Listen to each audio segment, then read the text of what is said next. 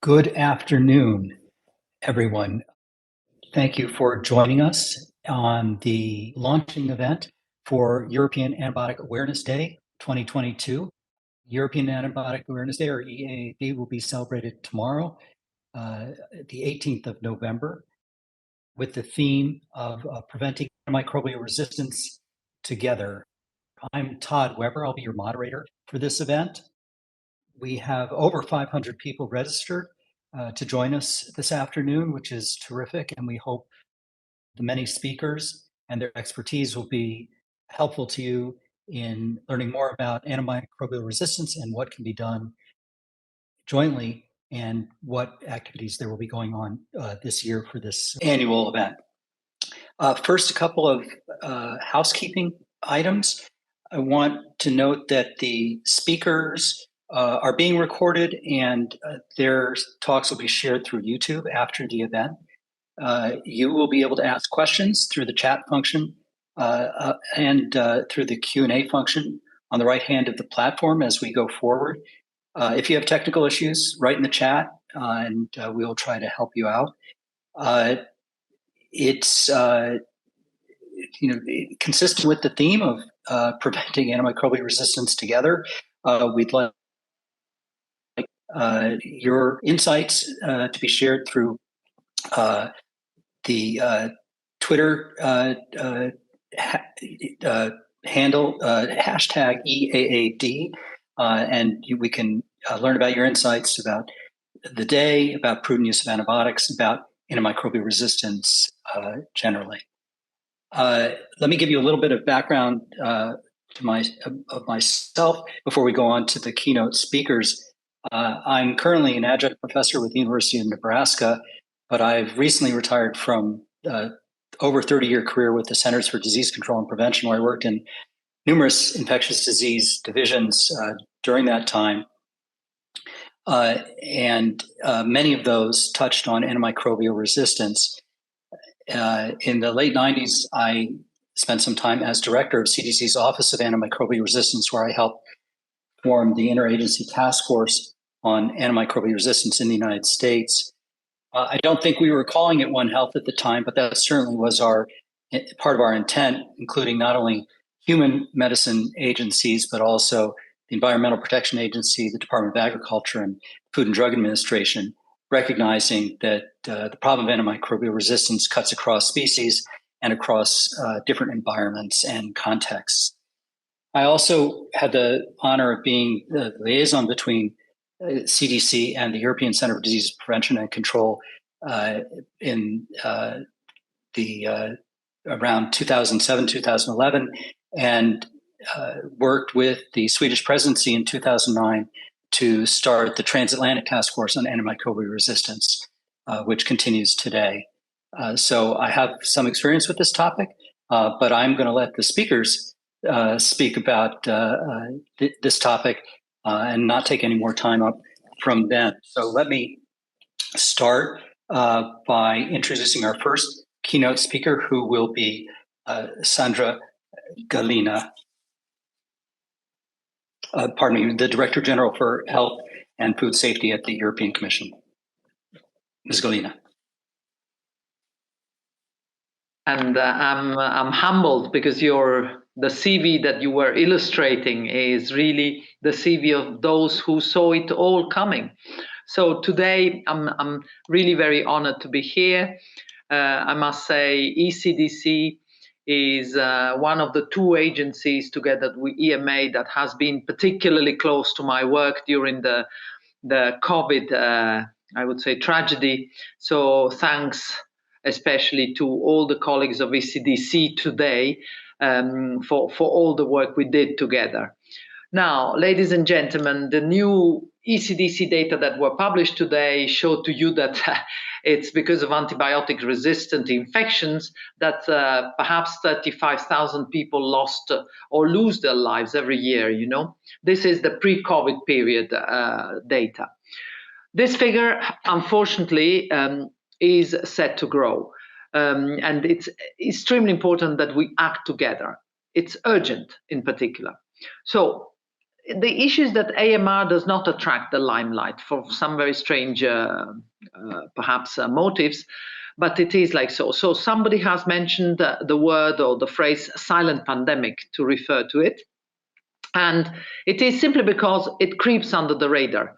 It is, however, a major threat to our healthcare systems, but also to our societies. I mean, it's not something we can neglect. So, just by way of example, the COVID pandemic has shown to us what it means to be powerless in the face of disease. I could say that our ancestors knew what it was to deal with that type of angst. You know, when you have a disease that you cannot explain, well, they were trying to explain it away with some very funny ideas. But today, AMR presents a same threat like COVID, but we have science next to us. So you have to think of antibiotic resistant bacteria that, you know, you find no defense against. And then next to it, you need to put the silence that surrounds this. And you have the perfect, I would say, ingredients for a good storm. This is why I think that the European Antibiotic Awareness Day is a very important opportunity, because, you know, we can cast light on the AMR issue, but we can also, as the title says, you know, raise awareness. You know, more importantly, this is all to galvanize us all towards coordinated action to tackle it. Now, what needs to change? I think we all know what needs to change. First of all, we must reduce our consumptions of our antibiotics. I mean, stop using antibiotics unless absolutely necessary. This needs to be our message. Now, antibiotics should be thought as very precious drugs and not like painkillers that you take for a cold. I was very puzzled because I saw in the Eurobarometer that, you know, there are figures that are good and there are figures that are bad. The good news, I think, for us all is that at least 92% of the antibiotics that were taken officially, this is what we can know officially, were prescribed by a doctor, and this should be the standard. We should not be particularly enthusiastic about it because this is the way it should be, but at least it's a good number. So very, very good thing. On the other hand, I saw very bad figures because at least 30% of the respondents to this survey that we did with Eurobarometer said that they took antibiotics for a cold, for flu, for fever, for a virus. Some of them even took antibiotics for COVID. I mean, sorry. I think it's important that we go with a very clear campaign that targets the public and tells them that antibiotics do not work on viral infections, and COVID was one. So I think that any human being, if you get this information, you don't want to take a medicine unless it is effective. So this type of drug does not work on viral infections. Now, the ECDC has collected data on the antibiotic consumption. It's very interesting because over the last 10 years, we have reduced by 23% our consumption. Now, I am proud of that, but at the same time, I think we could do more. I think it's very important to realize, though, that this average hides the fact that some member states have very, very low levels of consumption. Sometimes it's 2 or 3 times lower than others, and others still have very high levels. So this average hides this thing, and I think it's by learning from the good pupils, the top performers, on how we can manage these things, that we could reduce the rates further without compromising patients' health, because it's not a healthy recipe to take antibiotics when they don't work. Now, this is the first thing we could do. The second thing we could do is somehow to think that prevention and control for infections is very important. I'm very proud of the work of ECDC. ECDC, for instance, for these antibiotics says that 70% of the health burden created by AMR is related to healthcare-associated infections. This is quite scary. So we need to raise the standards of the healthcare facilities. the nursing homes, for instance, where we need to go with better tools for prevention and control. Now, we need also perhaps to invest in better hygiene, which is a simple step. I mean, we saw that even flu was quite scant during COVID because people were washing hands, were wearing masks. I think that given the costs of healthcare, it's very important to prevent people getting sick. And, you can, by dint of that, also reduce the use of drugs and antibiotics in particular. The third thing, I think, is that we need to think of how we tried to beat COVID and how fast we were in developing vaccines. And I want to somehow pay tribute to all the scientists, but also to those who produced for us the drugs. I mean, the industries that went really very fast in upscaling this. This is an approach that we should also adopt in AMR. I think we did something good. Well, we should perhaps repeat it. ECDC reports that today the major, I would say, threats that we are facing come from Escherichia coli and Klebsiella. I mean, if we could have vaccines for that, can you imagine what that would make? Now, what is it that us as Commission are doing? Important. First is we just have finished the final piece with the approval of the new regulation on serious cross-border health threats. We have now our stronger arsenal for preparedness and for a good response. So this is very, very important piece of legislation. It was launched on the 11th of November 2020. I remember we were working like mad on vaccines, but we decided that this was a piece of legislation that we should launch. And we launched it under the German presidency on the 11th of November. Imagine. So it is a major upgrade. It's a major upgrade of the EU, but also member states' capacities of surveillance, preparedness, and response to pandemics. And it also includes AMR. We have revisited and upgraded the mandates of the two key agencies I have just mentioned, so ECDC and EMA. They were reinforced. We have reinforced capacities as Commission, to propose the declaration of an emergency, so we don't need to wait for others to call those shots. So it's a full arsenal, and we have also created the Health and Emergency Preparedness and Response Authority. So we hope to be really doing the right things. But we also want to have a projection internationally. Internationally, Commissioner Kyriakides is fully committed to strengthening the global frameworks, and the EU is, in that respect, one of the first proponents of a new pandemic agreement. And here we're determined to have AMR featuring very much prominently, and also in the global strategy that we'll be presenting in a couple of weeks. Europe will have a global strategy, and we will put AMR also there. But our work continues in the G7, in the G20. We have here the WHO, and WHO Europe also has been working a lot on this issue of AMR. So in the G7, the WHO colleagues presented a very scary, I would say, a diagram of how antibiotics were running out of their efficacy and effectiveness. So at the end of the day, we need to join forces all together, and we will continue our work with the United States in the context of the TATFAR. This is a transatlantic task force for antibiotics. Now, we are also using the EU for Health money for AMR to help the member states in this fight. We have started new projects, and I can tell you that we have started the largest ever EU-funded joint action with, I would say, 50 million of co-financing. Now, we put 50 million, we need to have another 50 million to get to the 100 million that the action may need, but we will put money from the EU for Health. I would also like to remind you that the last action we had on AMR, the JAMRAI, or whichever way you want to pronounce the acronym, had only 4 million.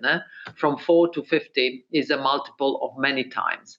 Now, the third point I want to remind you all, and it's very important for me, it's easy because I bestraddle the two worlds. I also have animal health, not just human health, is the animal health side.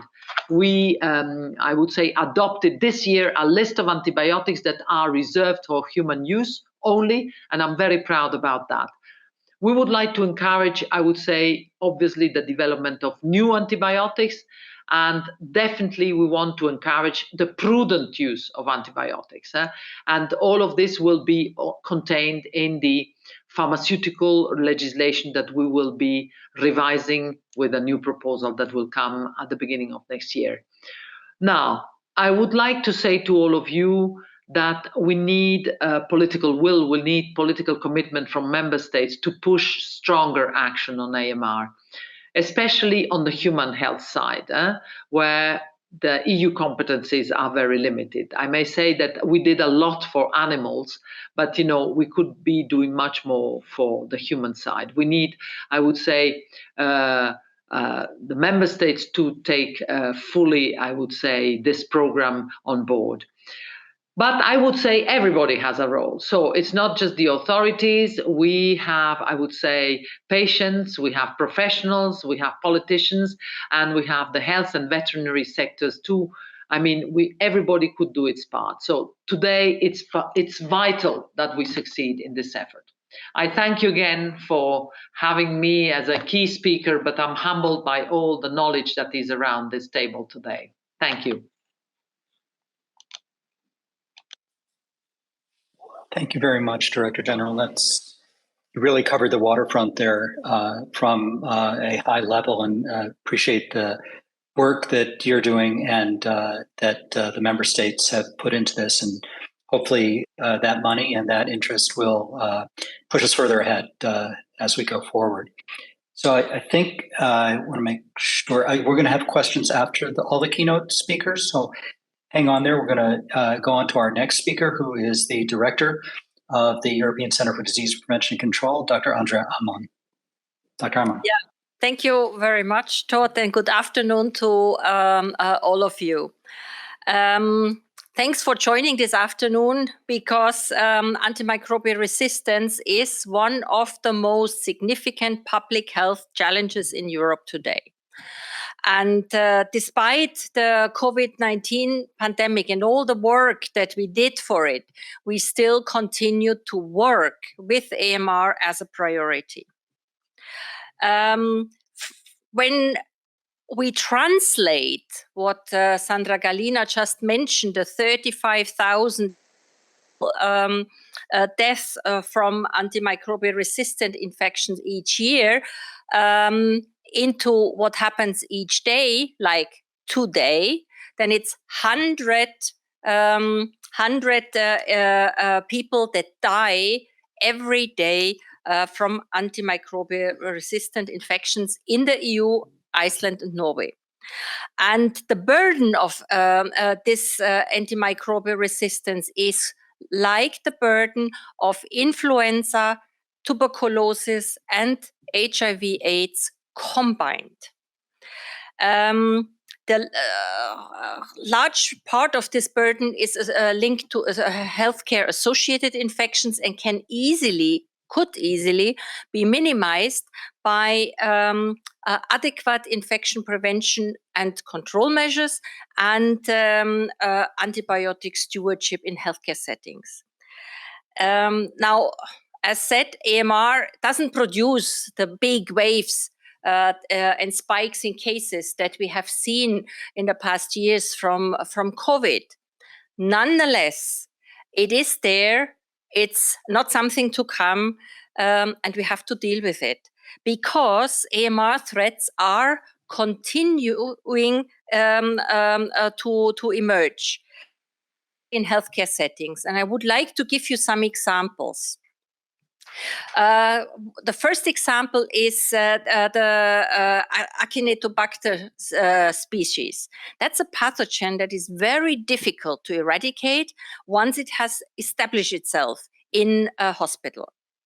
And in 2021, the reported numbers of Acinetobacter infections resistant to multiple antimicrobial groups, including carbapenems, more than doubled when we compare it to 2018-19. Another example for the current situation is Klebsiella pneumoniae infections that are resistant to carbapenems. There was a 30% increase in the percentage of carbapenem resistance in 2020 and a further 20% increase in 2021. And why do I emphasize carbapenems so much? They are very important, and resistance to them is a particularly serious issue because they are used to treat severe bacterial infections and are usually reserved to treat multi-drug resistant bacterial infections. And it's easily to understand if there is a resistance against this drug, then multi-drug resistant bacterial infections are no longer treatable. The last example I want to bring you here is the one of Candida auris. It's a fungal pathogen that also causes outbreaks of healthcare-associated infections. And it can be resistant to multiple antifungal agents. And we see that it seems to establish itself in healthcare settings across the EU. Now, the number of reported Candida auris cases nearly doubled between 2020 and 2021, from 335 cases reported by 8 countries to 655 cases reported by 13 countries. Now, we have also, as Sandra already mentioned, some positive signs. We have this 23% decrease in total antimicrobial in primary care and hospital sectors combined when we look at the last 10 years. So it might be a sign that we're going in the right direction. We should keep in mind, though, that the last 3 years might have contributed to this decrease with all the measures against COVID that have influenced the healthcare seeking behavior, the prescription behavior, and also the incidence of non-COVID related respiratory tract infections, because we rarely saw them in the past 3 years. Now, there has been, despite this achievement, an increase when we look at the broad spectrum antibiotics that were used. And this proportion, in particular in hospitals, has increased in the last 10 years by 15%. And the consumption of carbapenems, which I mentioned earlier, has increased by 34%. And the proportion of reserve antibiotics that should be only used when there's nothing else left has more than doubled. So that obviously points to the direction that we have to intensify the work in hospital settings, because AMR is a serious threat. Now, for that reason, we will continue to provide data, evidence, and recommendations so that decision makers at national and EU level can actually take science-based decisions. So we will, in the next year, complete our 3rd-point prevalence survey that will look at healthcare-associated infections and antimicrobial consumption in hospitals and in long-term care facilities. Together with DG Santé, we have resumed now this year our One Health AMR country visits. We did one country this year, and for next year, we have already several countries interested. From our experience and also the experience from the countries, these visits are tremendously helpful to identify areas for improvement and to suggest actions to mitigate these gaps, and also to highlight best practices. It's important to keep in mind that the use of antimicrobials in humans, of course, is a very important factor for antimicrobial resistance, but that also the reservoir in animals may play an important role. This is why we will continue working together with the European Food Safety Authority and the European Medicines Agency to produce this analysis of antimicrobial resistance and antimicrobial consumption, both in humans and in animals, which makes these reports the biggest One Health report for such an area in the world. In 23, we will also continue our efforts to look into working with our environment agency to see how the environmental component of AMR can be better integrated in the One Health approach. So we have made good progress in the last 15 years, but new AMR threats emerge in the EU, but also globally. We cannot stand still. We cannot reduce our efforts, and we need to do mainly 5 things. So be vigilant and ensure that our surveillance, including the whole genome sequencing, detects emerging resistance. To improve infection prevention and control practices in hospitals, but also in other healthcare settings. To continue to learn the lessons from what we just have applied for 3 years during COVID, the appropriate hand hygiene, the respiratory etiquette, vaccination, and if necessary, physical distance and wearing masks. We have to continue our efforts to reduce unnecessary use of antibiotics, and that is something where all of us have to do their part. And lastly, Sandra mentioned that already, we have to ensure that the implementation of the national AMR action plans have enough high-level support and a robust funding, because only together we can ensure that antibiotic is effective. Thank you.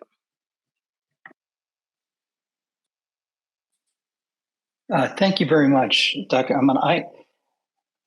I'm going to save my questions for the question and answer session if there's time from others, but I just want, some of the things you said sparked some thoughts for me that I want to just mention very briefly. The reason, and correct me if I'm wrong, that we have European Antibiotic Awareness Day now at this time of year is the uptick in respiratory diseases. And so, you mentioned that in particular about inappropriate use, and that is why we have EAAD at this time of year when influenza is making its appearance. And now, of course, we have other respiratory diseases as well. Here in the United States, we're having a RSV outbreak that's causing severe problems for children in hospitalization.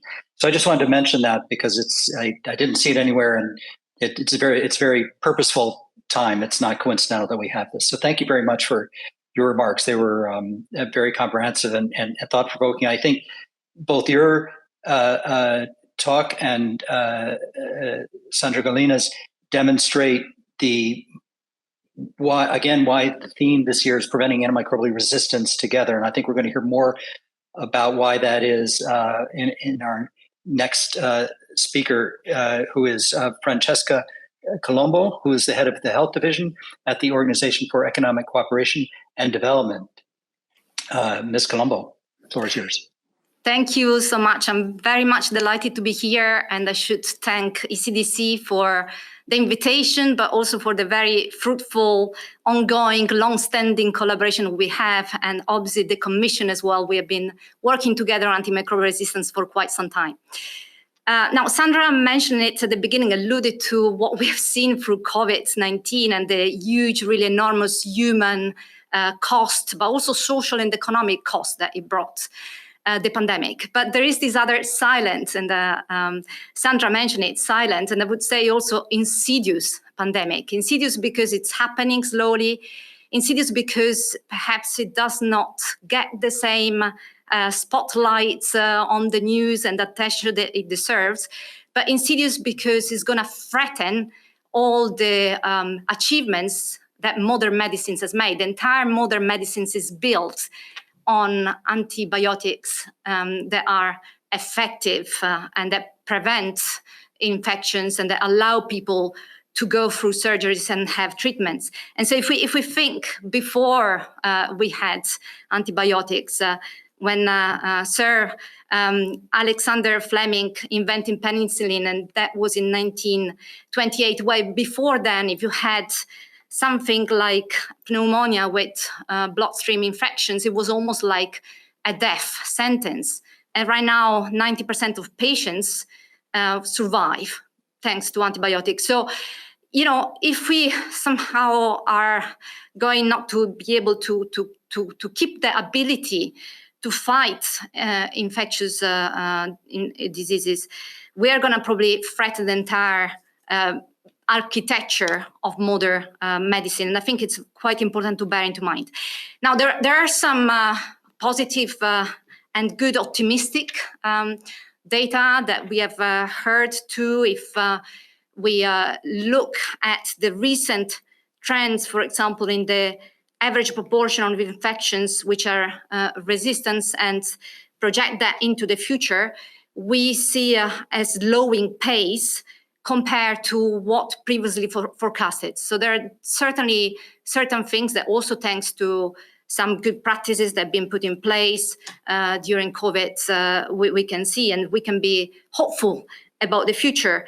But I was looking at some of the data, and the message remains. I think there is no room for compliancy if we look at the potential challenges for the future. So more than 1.7 billion resistant infections occur each year in EU and EEA countries. And this is really equivalent to say that 1 every 4 infections are caused by bacteria which are resistant. These are really, really quite scary numbers. If we look through our analysis and model that we have done and what that implies in terms of death projected into the future by 2050, we're talking about numbers in the order of 700,000 European citizens that could die because of antimicrobial resistance. And it was mentioned, but 6 to 7 out of 10 people with the resistant infections who lose their life are actually doing so because they acquired resistant infections in healthcare settings. So there is a huge responsibility, clearly, of the healthcare sector.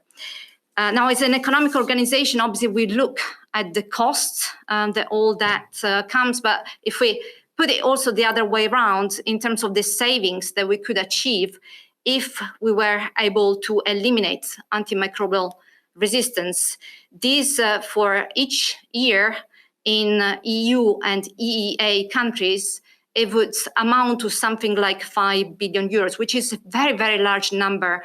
And if we accumulate that over 5 to 6 years, that's really the cost of treating COVID-19 patients in 2020. So it's really a lot of money which comes from treating infections. But also there is an absorption of important resources like human resources in hospital setting, in a context in which we know that health services are completely stretched. They were stretched through COVID-19. Now, we have estimated that across, again, the EU and the EEA member countries, up to 9.5 million extra days may be spent in hospital every year due to complications that come from resistant infections. And if you want to make a comparison of that number, that corresponds or is equivalent to the total acute care capacity of Denmark and Ireland combined each year. So we're talking really about an economic and a resource implications which are tremendously, not to speak about the indirect costs of antimicrobial resistance in terms of ill health, of undermining productivity of workers and the ability of pupils to be successful in school as well. Now, it has been alluded to. I mean, there is ample possibilities for having an effective response that requires a concerted actions on all fronts.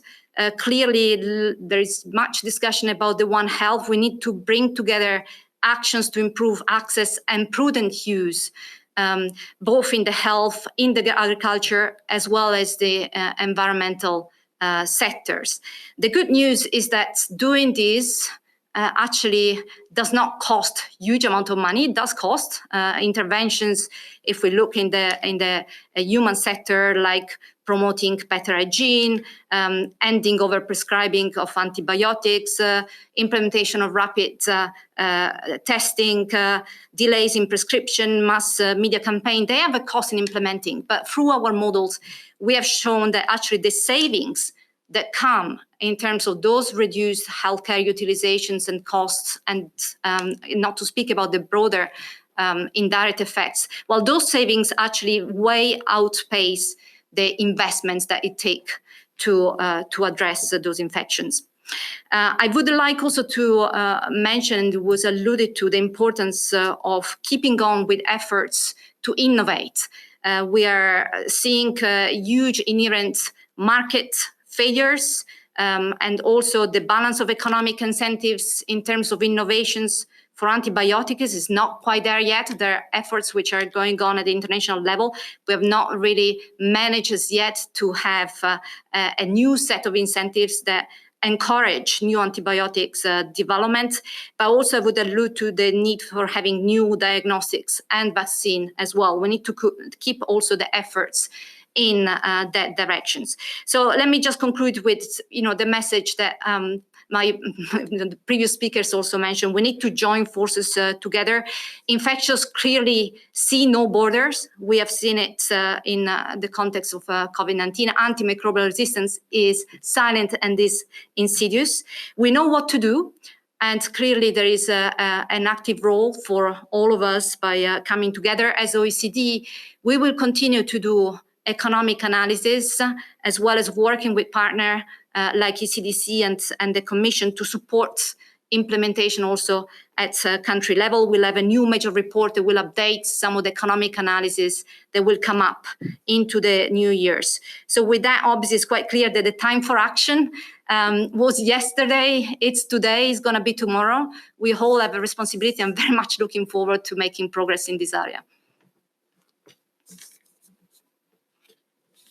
Thank you so much for those remarks. Just to underscore once again the theme of preventing antimicrobial resistance together, it just in every speaker has really touched on this in similar and different ways. It's across disciplines. That's human medicine, veterinary medicine, infection control, microbiology, et cetera. It's across borders, as you just emphasized. And not just EU borders, of course, but global borders. It's across different settings, the healthcare settings, and environmental, animal production, and so on and so forth. And I think only all of those working in concert can we really make a difference. I think I was more optimistic many years ago when I was working 100% on antimicrobial resistance. This has proved to be an even harder problem, I think, than we anticipated even then. I think for many years, it's no longer true. It's been something of a secondary problem. That is, if you were worried about pneumococcal infections, you were more worried about pneumococcal infections and the vaccine, and secondary was resistant pneumococcal infections. And so on. And I think the work that ECDC has done and the member states and others demonstrating that antimicrobial resistance has impact on health and mortality, as Dr. Amon mentioned, and really should be considered a primary problem, has finally come to the fore, but it remains quite difficult to combat, as we found and as we're discussing this afternoon. So we've finished a little earlier than scheduled, which is great because that gives us some time for questions. Let me start, if I could, with Dr. Aman. As I think mentioned at the beginning, this is the 15th European Antibiotic Awareness Day, and this is really ECDC's creation, early on, before or when ECDC was, I think, just created, or maybe even just before we had folks like Herman Goossens pushing for this kind of annual event globally. I wonder if we could get your perspective on what has changed from that first day, if you will, to today, or what hasn't changed. Yeah, I think there are things that have improved and others have gone the other way. I think what has improved is really the general awareness. Not to the degree that we would wish for, but I think it has improved. When you look at that, antimicrobial resistance was also part of the General Assembly at the UN, which I think never has happened before. But I mean, in terms of the resistance, for bacteria species, antimicrobial microbial pathogens group, there are, of course, different trends. Some have improved or at least plateaued, and others have clearly increased over the years. Like as I mentioned, the resistance to multi-drug, the multi-drug resistance to last line antibiotics is increasing, for instance. Now, in terms of awareness and knowledge, I think maybe Sandra want to go into that. With the Eurobarometer, we see small increases and improvements, but it also shows that we still have to convince a larger number of our citizens that a respiratory infection is no reason to get an antibiotic. And that, I think, is we have done for this year 5 short videos where we took the most frequent myths about antibiotics, and that we have tried to I think that's part of this continuous awareness that we have to increase. Now, for healthcare professionals, the Eurobarometer doesn't cover this group. So we have done a survey 3 years ago, and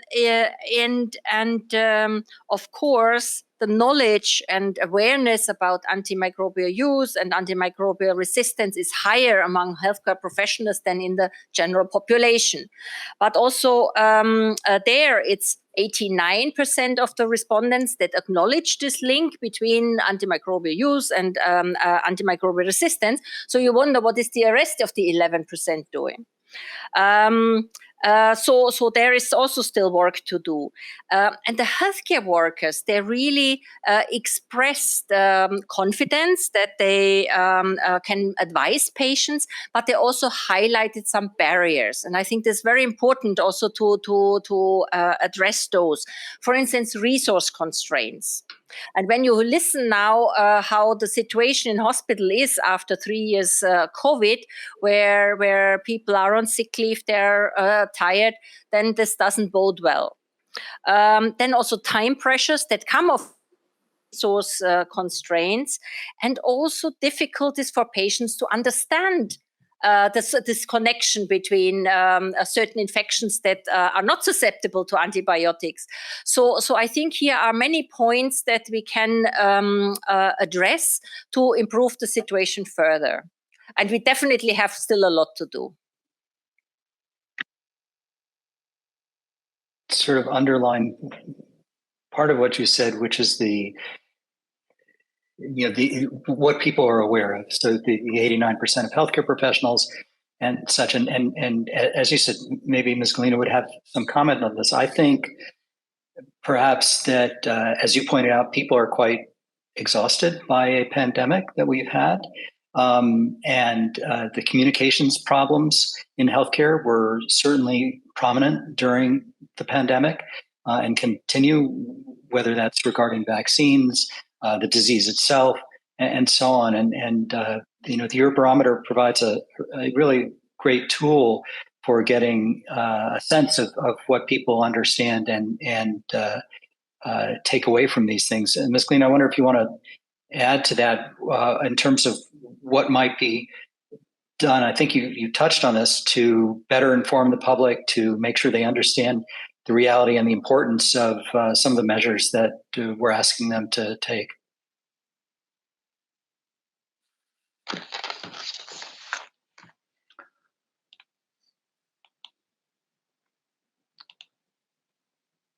Am I? Yes. Yes. Sorry, I just wanted to complete what Andrea was saying about the Eurobarometer numbers. So I gave a few Eurobarometer numbers, but there is one that is scary for me. When we were looking at the respondents, 43% of the respondents are aware that, for instance, antibiotics do not work for viruses. I mean, frankly, this is a very low number.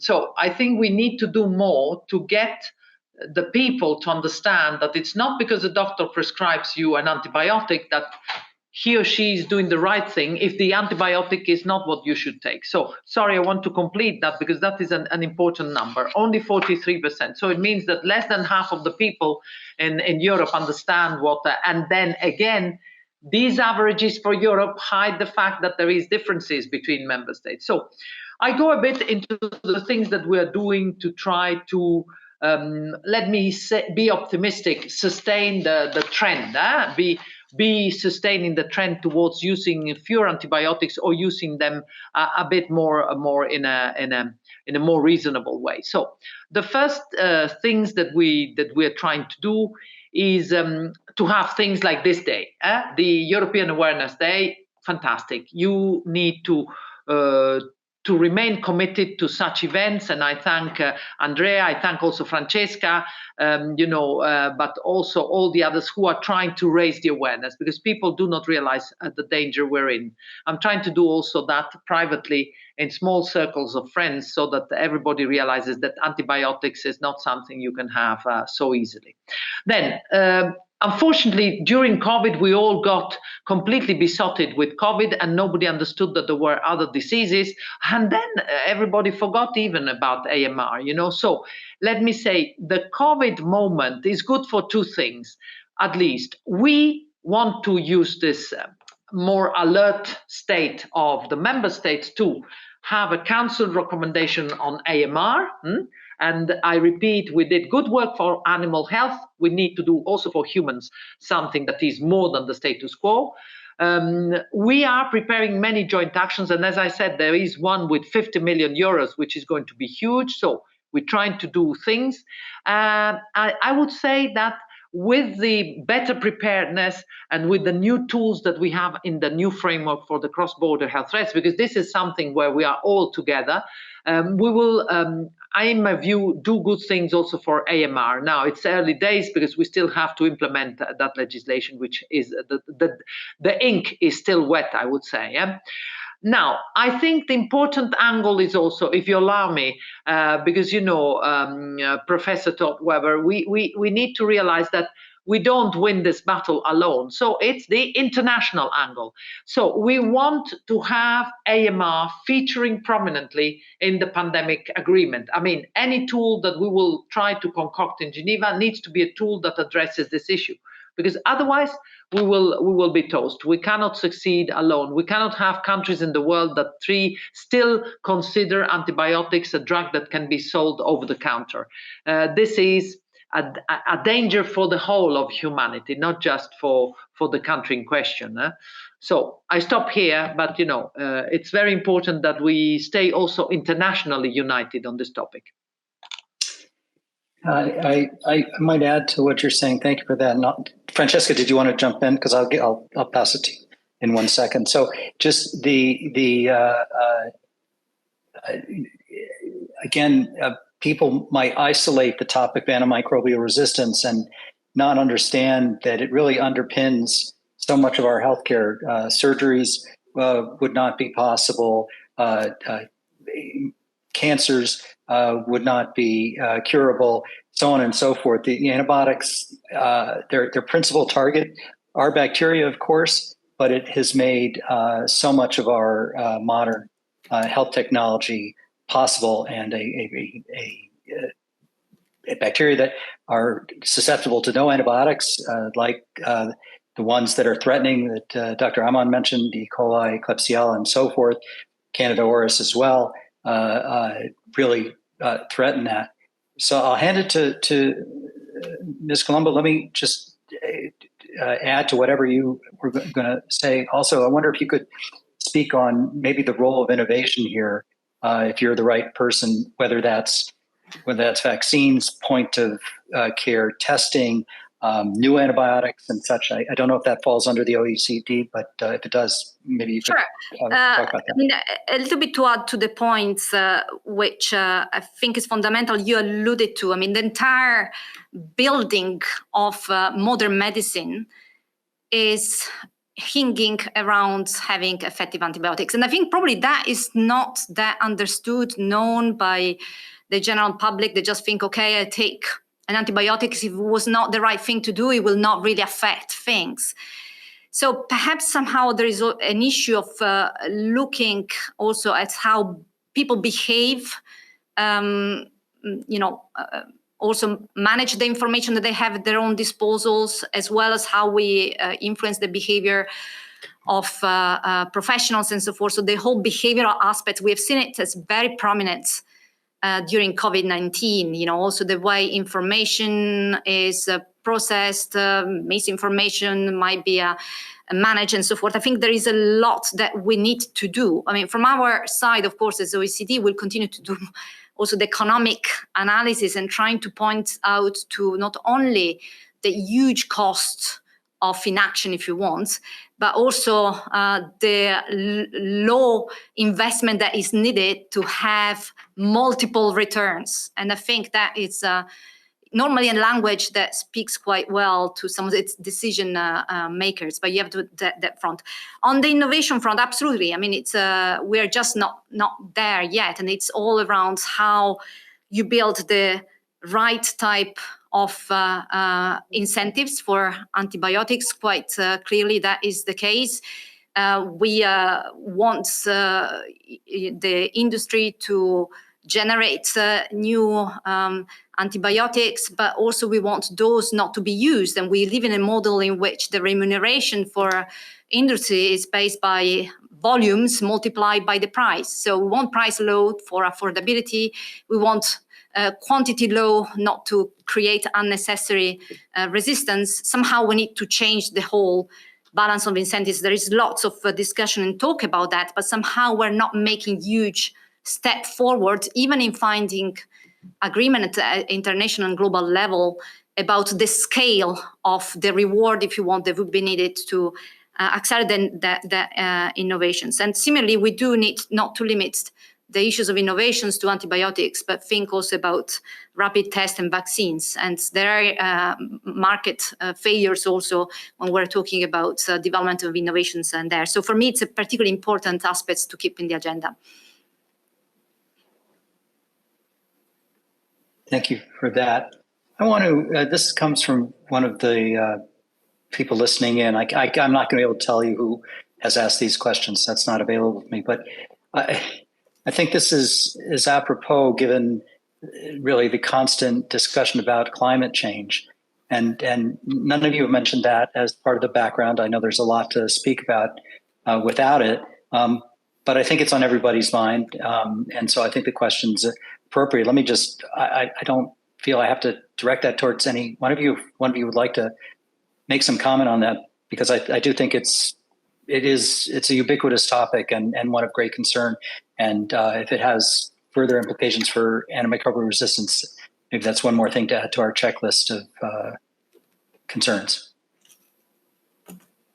I think that Andrea will have quite a few things to say, but the issue of climate and health is very prominent in DG Sante. We even have promoted the creation on an observatory on climate and health. They are delivering very good data. On the basis of those data, we may even proceed in terms of stronger actions in terms of policy, because, this is the next frontier. You have the pathogens that are, let's use a word, are on the move, and they move because the climate is changing. So it's very important that we realize that climate, it's inextricably linked to, I would say, what we do, and will have a huge impact. Now, given that I have a short moment on the floor, let me say to you that there is a set of actions that we are taking in terms of promoting innovation in Europe.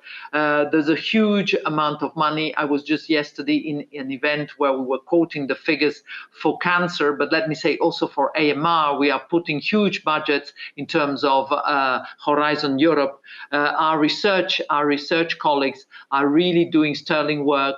But let me say to you, there is an issue in terms of antibiotics that is very delicate. And I want to mention it because my domain is health. It's not just that we want to have innovative antibiotics, that is for sure, and we need to stimulate with all the incentives that we can, that production. We have had, I would say, some ideas around in DG Sante. We don't know what the member states will decide in the end for the pharma strategy, but we want to stimulate the production of innovative medicines, and also in particular or AMR. AMR will be a particular piece in the pharma strategy.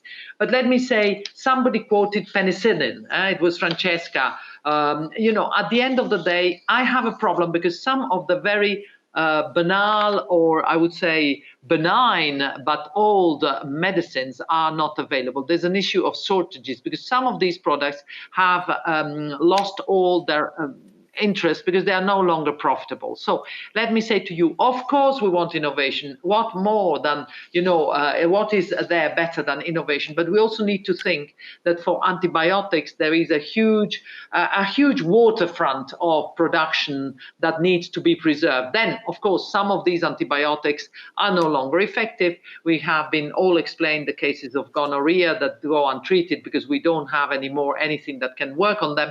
But let me say to you, there is innovation, but there is also a need to have simple medicines that are no longer very, very common. And as you said, antibiotics, even for a dentist, if you have to do it's important. So it's not just cardiological, I would say, surgery. It's everything that hinges around antibiotics. And some of them are quite old and unprofitable. Andrea, you are the woman that perhaps can add more, but I mean, the Observatory on Climate and Health is doing very good work on this. Yeah, thank you, Sandra, and also thank you for the question. We can't give a reply. I can't give a reply now because we are right now, we have launched this year a foresight project that is looking exactly on these long-term trends for climate and other trends in the coming 10 to 20 years. And then looking into what scenarios of for instance, pathogen patterns do we have? And then we can deduct, is this something which will have an influence and an impact on the antimicrobial resistance? But right now I can't answer it yet. The scenarios will be ready in the course of next year. Great, thank you. Maybe just one thing to add on a slightly perhaps different perspective, which is more these issues of we're facing crisis on top of the other, and there are clearly connections between climate change, antimicrobial resistance, the whole issues of looking One Health is important, but I think it's also important that we start to work from a governance perspective in a much more interconnected way, because If you go to a conference that talks only about climate change, maybe they only refer to the specific issues related to that. If we go to a health conference, we tend to work still too much into a silos perspective. And I think that bridging of boundaries, even in terms of the tools that we use, whether they're modeling tools, whether they're decision-making tools, foresights, all of those, we just need to be able to work much more together. Thank you. I misspoke. I do have the names of people who asked the questions, and I don't want to spend too much time going back, but I'll try to include the name of the person who was asking questions. I can't go back to the climate change one, but I want to touch on what Ms. Galina mentioned with gonorrhea. I had a personal experience. That doesn't sound so good, but back in when I was the director of the Office of Antimicrobial Resistance at CDC, one of the drug companies discontinued the production of a cephalosporin that was the last oral cephalosporin, which had greater than 95, I think it was close to 98 or 99% effectiveness against gonorrhea. And we met with them. We certainly had no power to make them make this drug, nor did the FDA. And it was a generic drug at that point. But at that time, there were about 600,000 cases of gonorrhea per year. And if you're just prescribing that drug either as a couple of pills or even a week's worth, that does not add up for the drug company with enough profit to have a factory or production plant dedicated to that single drug. So I think your mention of GC is as an example is quite apropos and has been a problem for quite some years now. I think this question is directed towards Ms. Galina, but this comes from Marcia Podesta, and she asks about national plans. She mentions that Italy's plan expired in 2020, and what are plans for plans, and whether they need to be up to date, what they need to contain, and whether that's part of our armamentarium in this area. And if Dr. Armando and Ms. Colombo want to join in, obviously, please make your remarks. Yeah, can I? Okay. Yeah. I mean, these national plans, it's part of, I think, what every country in the EU should have. It's part of the current council recommendations that every country has such a plan, which doesn't say how well it's conceived and how well it's implemented, but at least they should have it. Now, I know in Italy, we had shortly before, I think, the pandemic, also one of these country visits where actually they came then up with a national plan. So I do assume and hope that they, if they had sort of a running time until 2020, that maybe not during the pandemic, but now that they are taking this up again and establishing such a plan, hopefully at a different level already from the first one. I mean, we have to say that for us, this is where our our power is limited. I mean, we can tell the countries you have to have that. We can offer them support to establish this, and we can offer them support to implement it. But they have to make the decision that they want to have this and that this is done. This is why I said it's really necessary that there is the high-level political support and the substantive funding behind it, so that they also can do something. And there, the joint action, it may make a bit of a difference. Yeah, I think we've probably all been involved in various plans that without the incentive that you describe or the pre-existing political will, they may be created, but they're not implemented, they're not used, they're not followed. And so the plan doesn't lead the country leads the plan and has to have that commitment before pen goes on paper, because otherwise it just ends up on a shelf, and that's not a good use of effort. There are a number of questions. I'm going to actually try to combine them that have to do with testing of sensitivity of bacteria. I guess getting at the use of either prophylaxis or empiric prescribing without having a precise sense of what the susceptibility might be for a particular bug. Or I would say also, it's one thing to treat a critically ill patient immediately with antibiotics appropriate to their condition, but then getting back test results and acting on those test results so that the antibiotic is either taken off, is changed to what is absolutely needed and not covering other things and such. So I don't know how that gets legislated, but there's a number of people asking about culture and sensitivity and its role in combating antimicrobial resistance. And if anyone wants to respond to that, open it to them. Yeah, I mean, I think sorry, Sandra, go ahead. No, go, Andrea, go. Of course, ideally, it would be good to have always a sensitivity test before you give an antibiotic, but that's practically not feasible.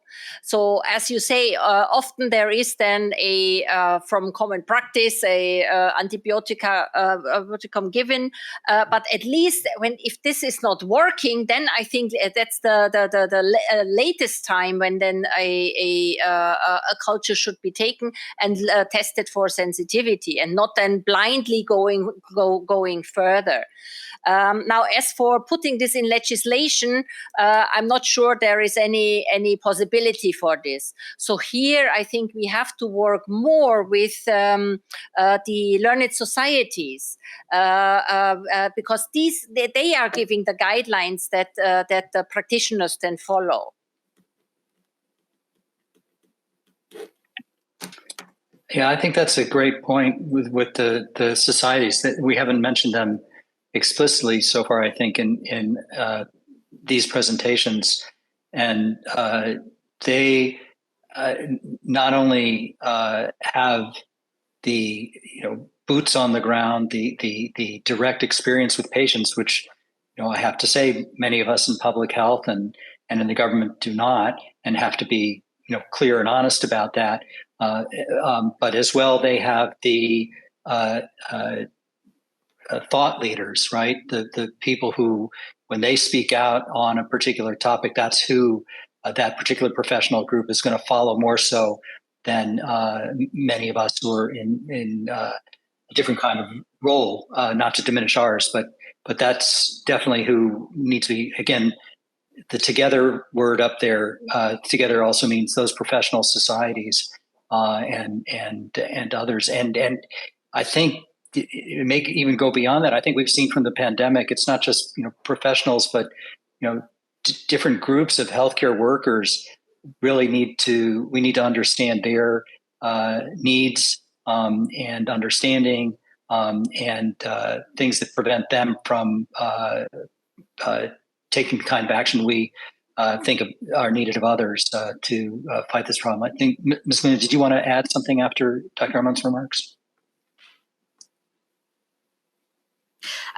For me, I mean, just one thing to me, that it's the devil is in the detail of implementation. I mean, it was mentioned the action plan, of course. I mean, those are things which are very, very important, but then the key issues is down to implementation. So I could not just agree more with you. The implementation comes with a lot of understanding how behavior that was I was mentioning, how, the different scientific societies, patients, the general public, and so forth. What motivates in a way them? What is the information that they have? What is the type of facilitator agents or things they need to have in order to make change? So we need to understand much more. about where we are making progress and where we're not, but what is underlying this lack of progress in much more granular way. And it has to do really with the detail, working on the grounds, involving the different stakeholders. That's why when we talk about raising awareness, it's really it cuts across the different type of stakeholders in the health sector and in society and beyond. I mean, it does requires also moving beyond some of the traditional disciplines that we have, whether it's the economics, epidemiology, and so forth, to go into behavioral science as well, and understanding, what really can be done to support action by each of the stakeholders which is involved. I think it's hugely important. And it probably can study also where there is success, what has been behind that success.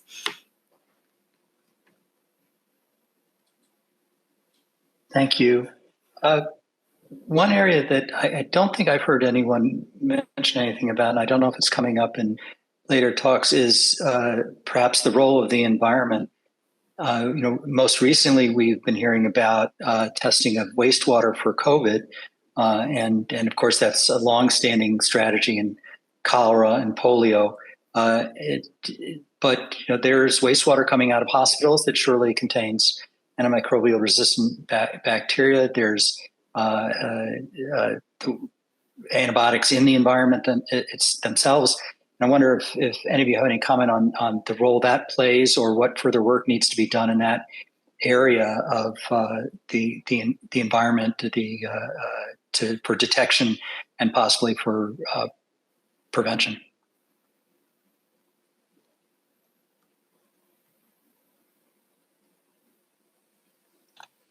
Yeah, difficult not to reach out for the floor. Let me say to you, one of the most important transformational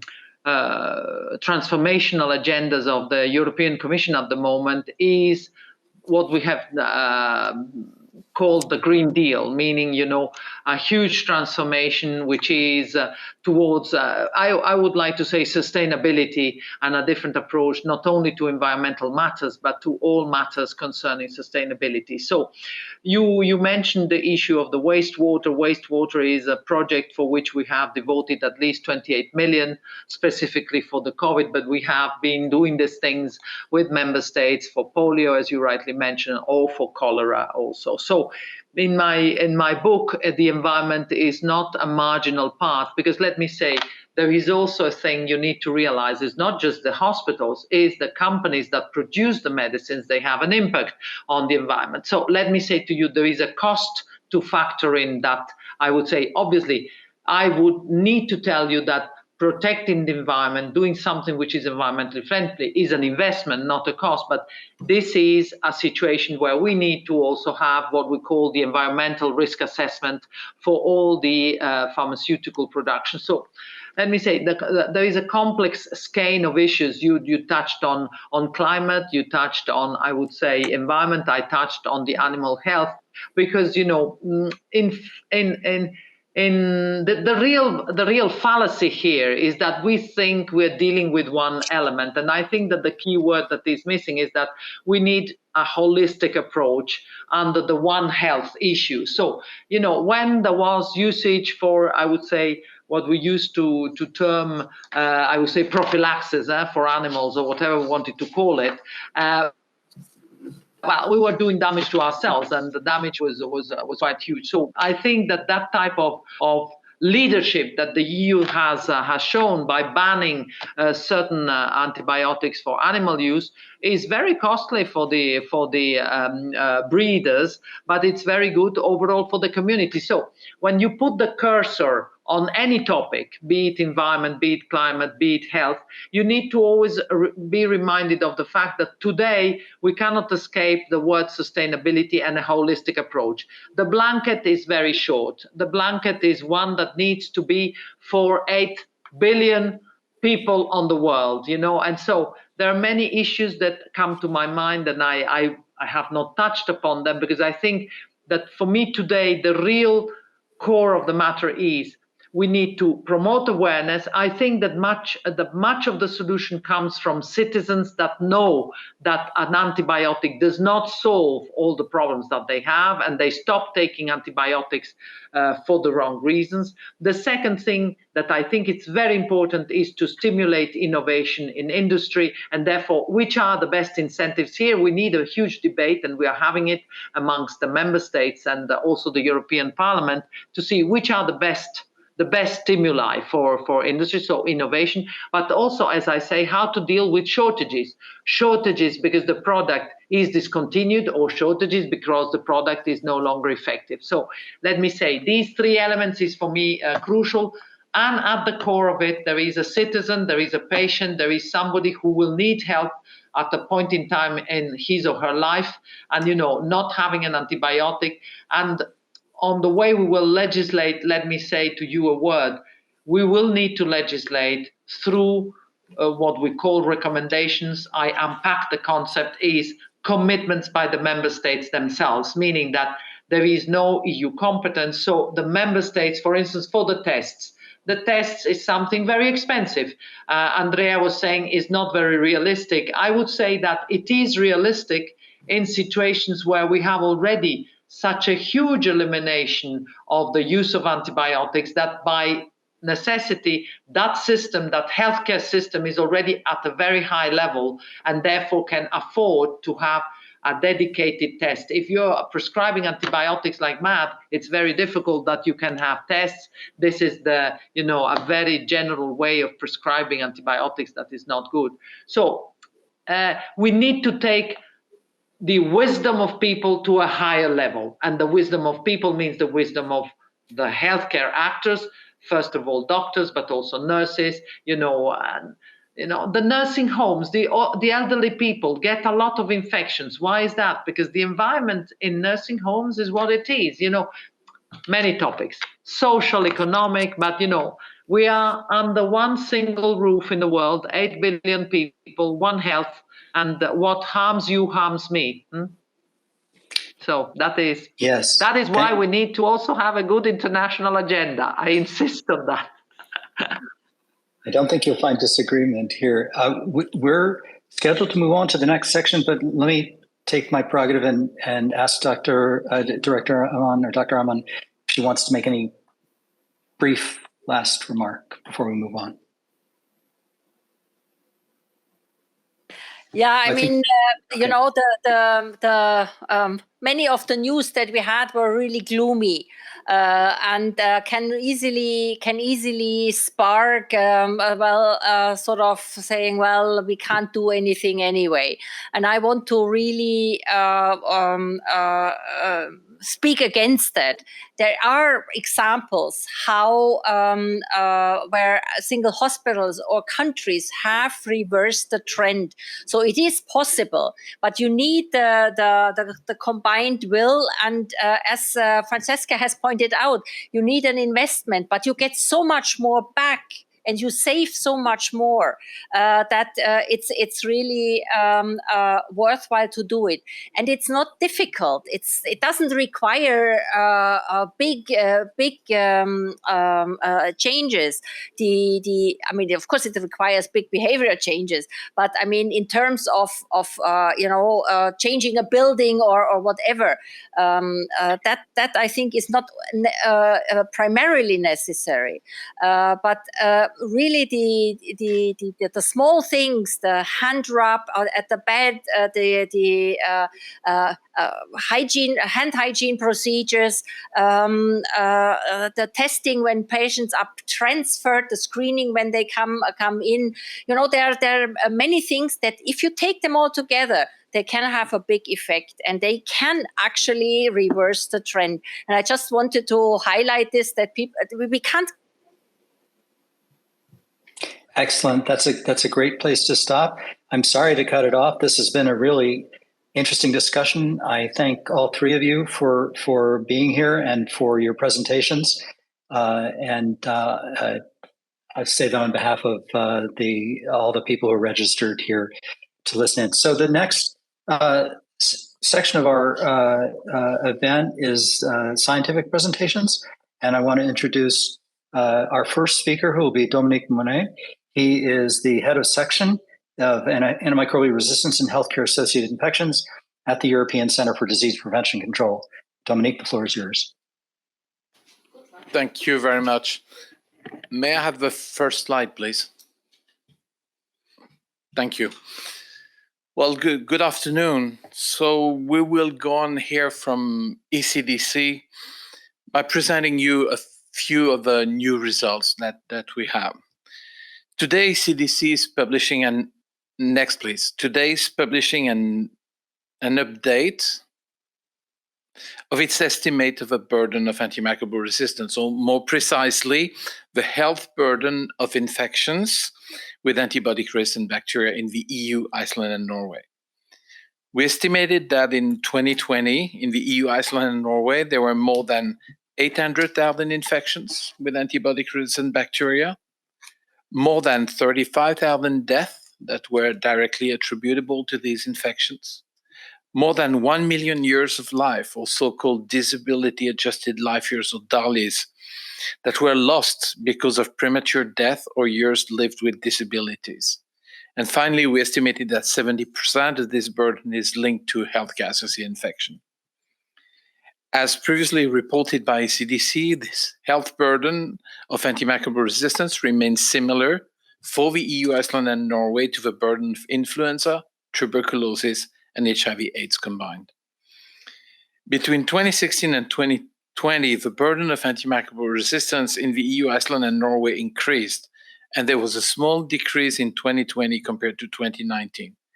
The increase, however, has been relatively small from one year to the next. Next, please.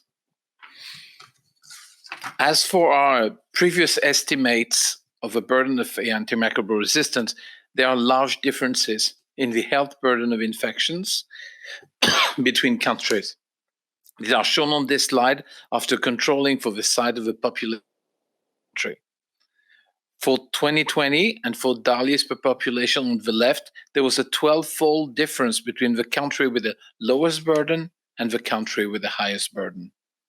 For attributable death per population on the right, there was a 10-fold difference between countries. We actually prepared a specific profile for each included country, and you will find these as Annex 2 of the report. Another important information on this slide is the colors that indicate the various antibiotic-resistant bacteria that contribute to the health burden of antimicrobial resistance. The largest burden of disease was caused by third-generation cephalosporin-resistant E. coli, followed by MRSA, and third-generation cephalosporin-resistant Klebsiella pneumoniae, which combined generated almost 60% of the total burden when measured in DALYs.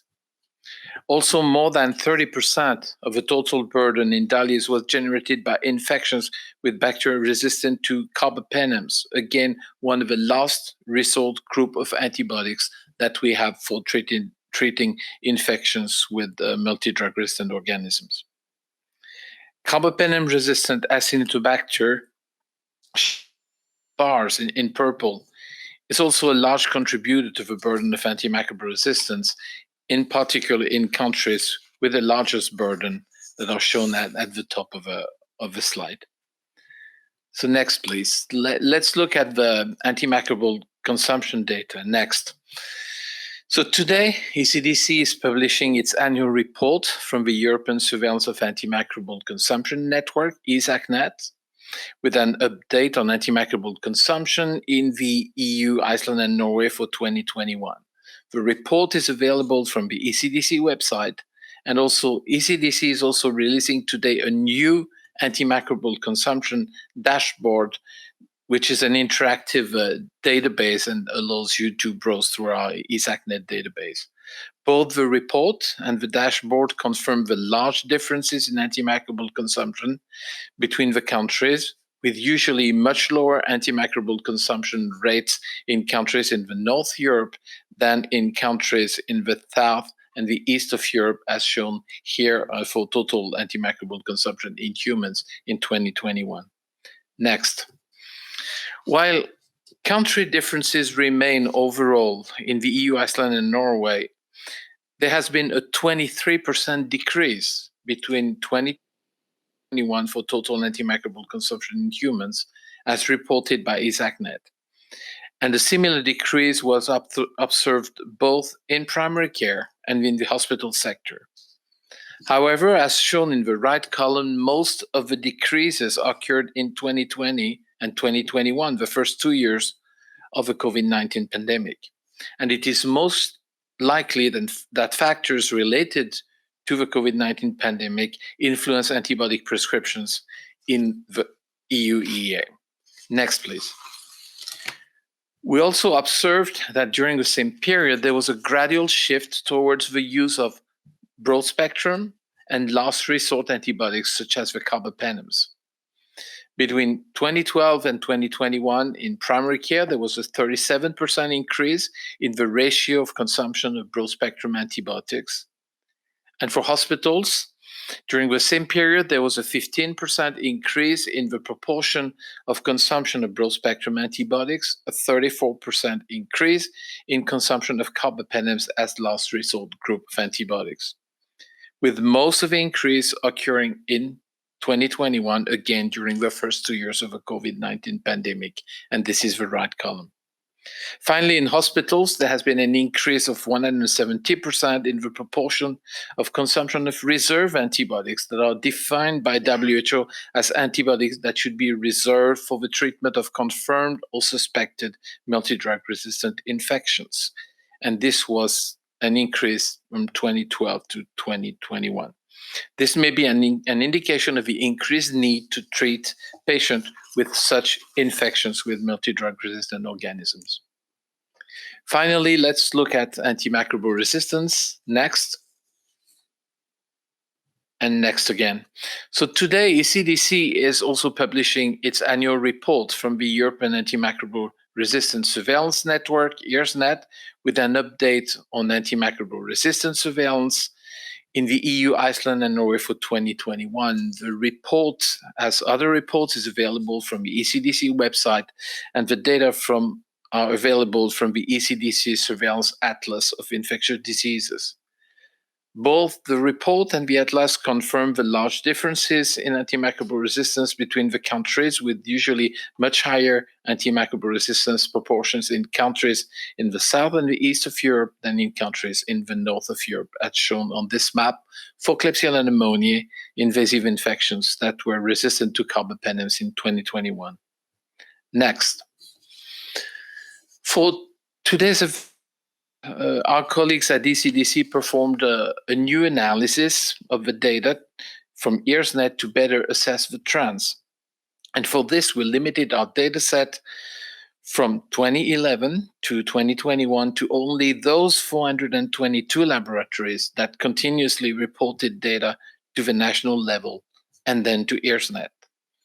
Our analysis showed that an increase in the EU, Iceland, and Norway between 2011 and 2019 for most antimicrobial resistant pathogen reported to EARSnet, and confirmed that AMR is indeed a slow and silent pandemic in Europe, with usually only small year-to-year increases, at least until 2019. But this changed in 2020.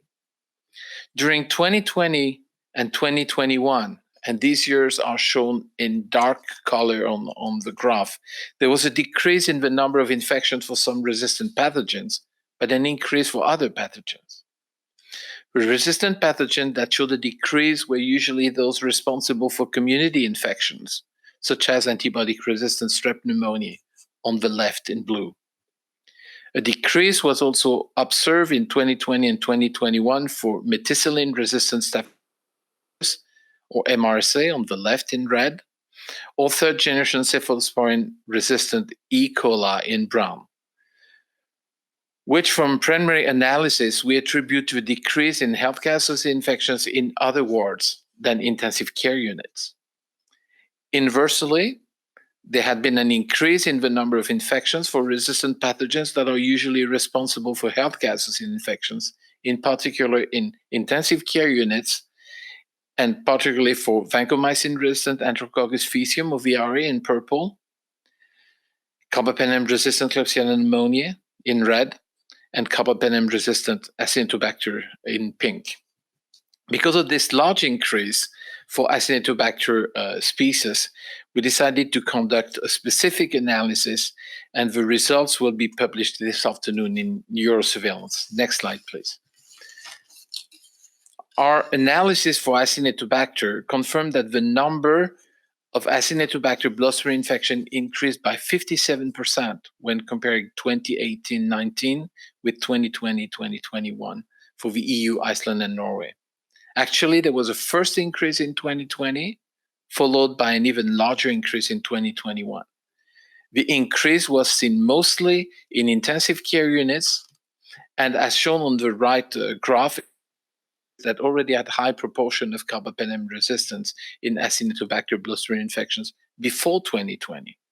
In other words, the countries that already had difficulties controlling, preventing carbapenem-resistant Acinetobacter bloodstream infections before the COVID-19 pandemic had even more difficulties during the COVID pandemic. Next, please.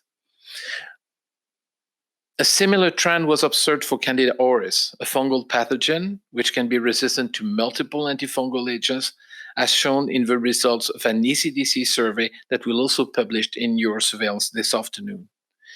This survey showed that the number of cases of Candida auris, both infection and carriage without infection, first increased in 2020 and then sharply increased further in 2021, with 8 countries reporting cases in 2020 and 13 countries reported cases in 2021.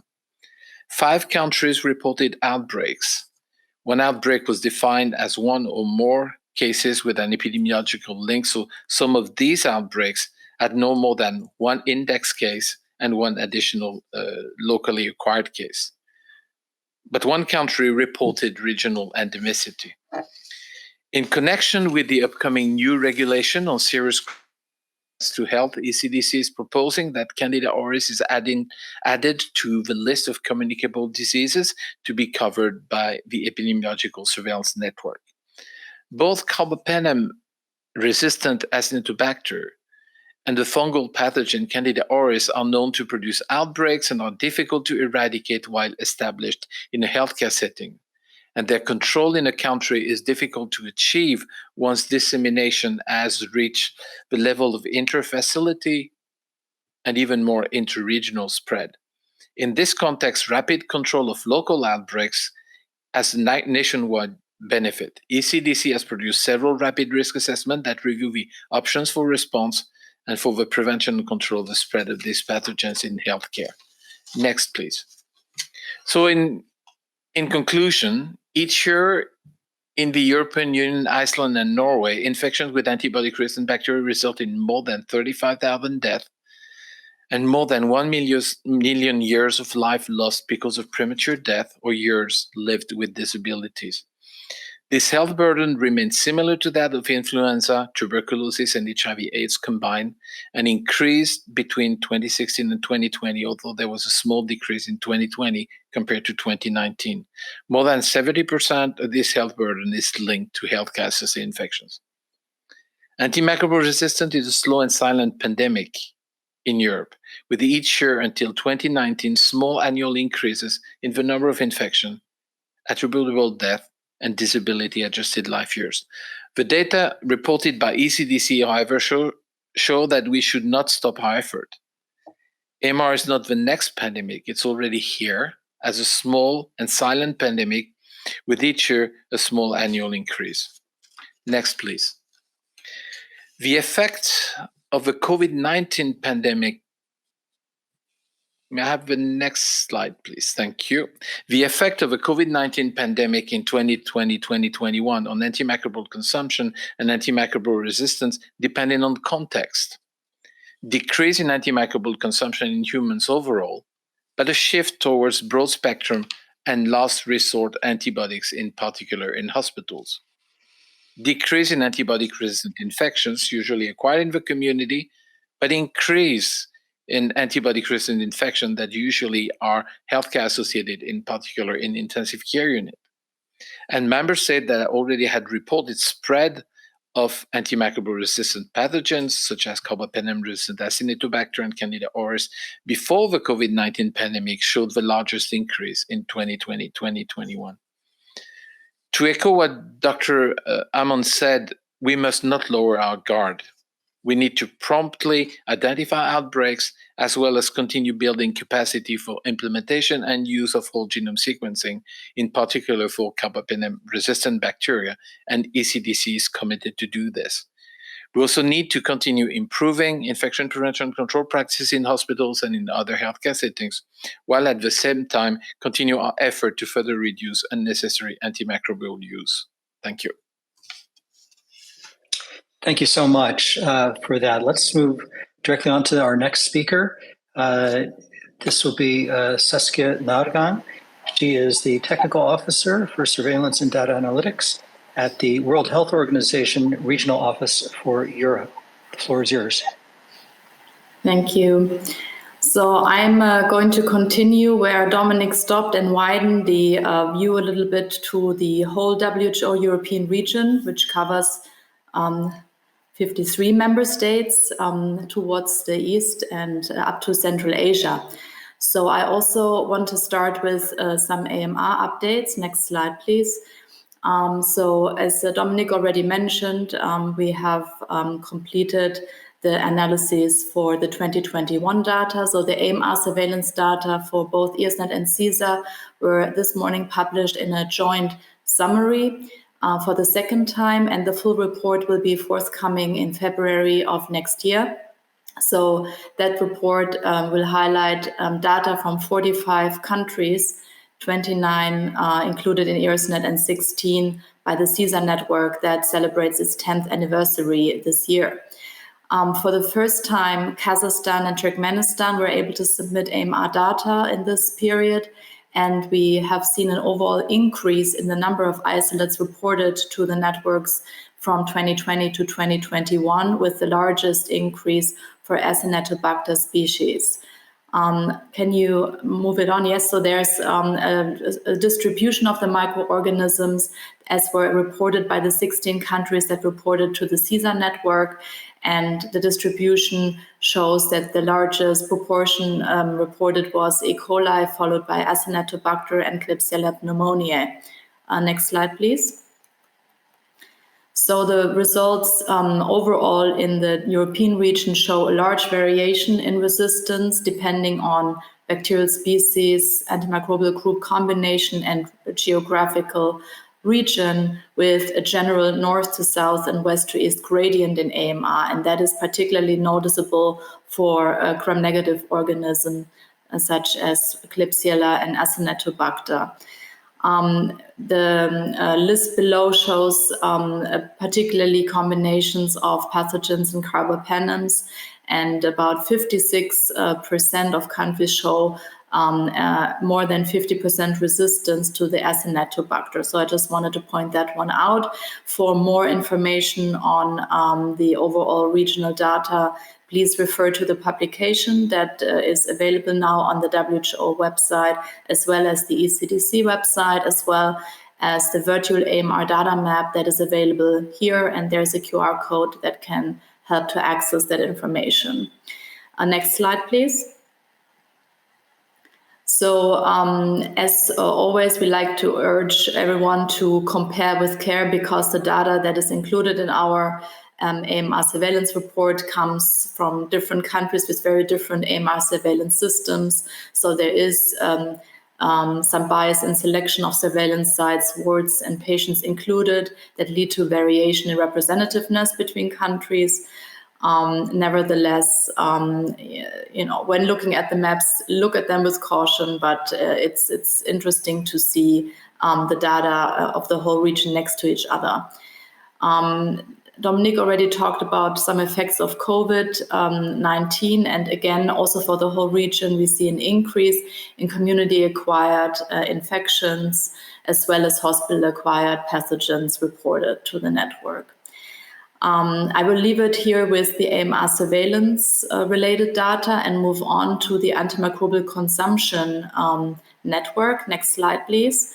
So that again is data here, not for 2021, but for 2019 from the Antimicrobial Consumption Network, which covers the non-EU EEA countries. And here, this figure shows the antibacterial consumption in 2019 by route of administration. There was a wide variation ranging from 33.2 DID in Turkey to 10.6 in Switzerland, with a mean of 17.4, and perennial consumption ranging from 5 to 49%. So few countries showed large consumptions of perennial antibacterials. There was also a statistically significant increase in total consumption between 2014 and 19 in two of the countries, namely Azerbaijan and the Russian Federation. The AMC data for the ESECnet in 2019 showed a total range between 9.5 and 34.1 DIDs. Next slide, please. So looking at the total antibacterial consumption by pharmacological group in the same group of countries, we can see that beta-lactams were the most consumed group in most countries. However, there was a large variation ranging from 17% to 43%. Consumption of other beta-lactams ranged from 10 to 38%, and consumption of quinolones from 7 to 28%. Next slide, please.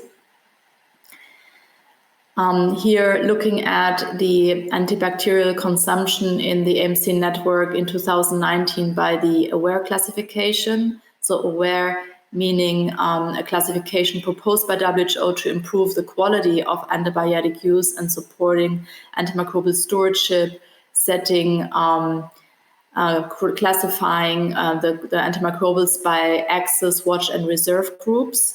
While access should be the most accessible and consumed group, watch more cautiously used, and reserved by for last resort type of use. So the AWARE classification set that for the AWARE classification, WHO set a target that by 2023, 60% of all antibiotics consumed in a country must come from the access group, the group of antibiotics of lowest risk of resistance. So the figures here shown the proportion according to the classification ranging from 35 to 71% for the access group, the watch group ranging from 28 to 62%, and a very low use of the reserve group, which was highest in relative consumption in Switzerland with 1%. So that I would say, having seen the EU EEA data alone is quite different here for the relatively large use of the watch group in this group of countries here. In 2019, only 5 countries in the antimicrobial consumption network reached the global target of the 60% consumption from the access group. Again, a lower number than what we have seen for ESECnet data. So this concludes the part where I'm talking about the consumption updates, consumption data updates. And as the next part of the presentation, I have some preliminary results from a recent CAP survey, which is using or is assessing the level of usage and knowledge about antibiotics among the general public in non-EU EEA countries. So survey questions are the same as used by the Eurobarometer survey. So 15 countries and entities from the WHO European region participated, and these are preliminary findings as of this month, with 7,218 data points included. So here the question that was asked is, have you taken any antibiotics orally in the last 12 months? And we can see that it's a little bit less than half. It's a little bit more than than half the respondents 50% the respondents that said yes, they had. So there was about of a 50-50 divide here. Moving to the next slide. This question focused on, do antibiotics kill viruses? Here, green is the wrong answer. So we have more than 40% of respondents saying wrongly that antibiotics can in fact kill viruses. So across participating countries, just less than 2/5 said correctly that it's false, and still a high number say it's correct. So and on the right-hand side, we see the distribution by the countries that were included. Next slide, please. This is another one of the very core questions that are also important for our reporting uses. So this is the question about the effect of antibiotics against common colds.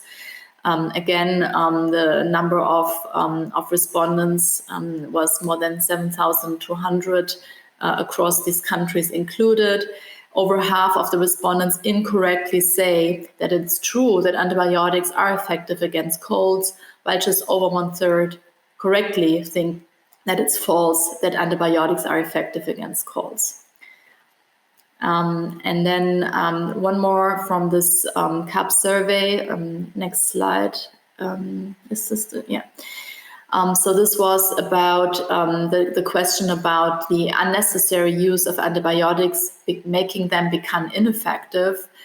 That's slightly more encouraging finding, because 2/3 of the respondents correctly think that it is true that unnecessary use of antibiotics can make them become ineffective.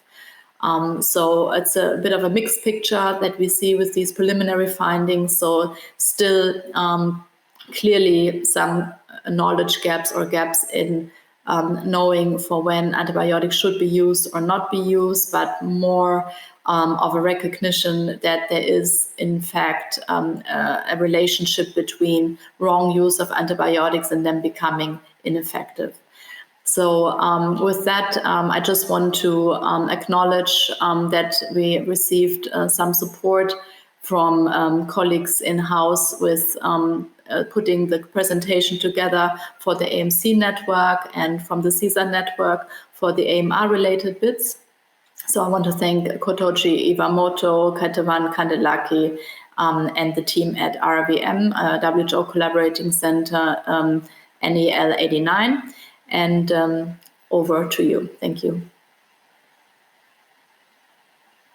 Thank you so much, Dr. Nagan. Let's move directly on to our next speaker. That will be Barbara Freischem. She is Head of Department, Veterinary Surveillance and Regulatory Support at the European Medicines Agency. The floor is yours. Thank you very much. I'm just about bringing up the presentation. And my presentation will be slightly different in that I'm not going to focus only on new data that we will be incidentally releasing tomorrow. I will also speak on some actions that we took in the course of this year.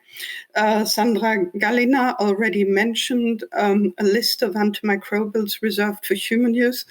I will speak on that a bit.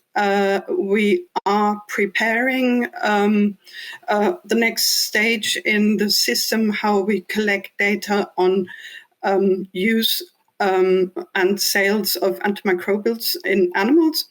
And lastly, I will give you a sneak preview of the actual data that will be released tomorrow for the trends in antimicrobial consumptions in animals up to 2021. Dr. Gallina already mentioned that we released this unique list of antimicrobials that are reserved for use in to treat certain infections in human. That is actually a legal obligation that comes from the Veterinary Medicines Regulation, Regulation 2019-6. and it has had to be established in a very tight context. The context is, of course, the Veterinary Medicines Regulation, the Treaty on the Workings of the European Union, and criteria that had to be established under the Veterinary Medicines Regulation specifically for the purpose of designating antimicrobials to be reserved for human use. Those are now laid out in the Commission delegated regulation that I'm showing on the slide, and I invite you to look it up if you're interested in more detail on the criteria we considered. It had to be taken into account that the use of the designated antimicrobials in the veterinary context will be completely banned. And that's a novum. It is, in a way, the strictest risk management measure that you can take with respect to veterinary uses of antimicrobials, and is therefore really the most drastic measure that we have in our armament of measures.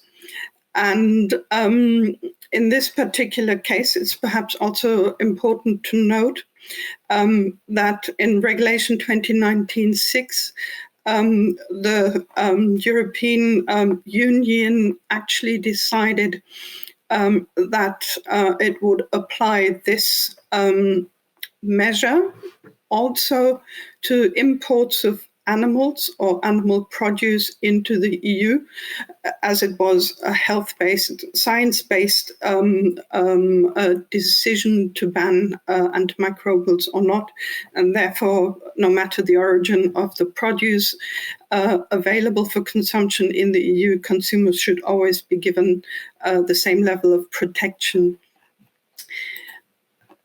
So how did we go about the development of the advice?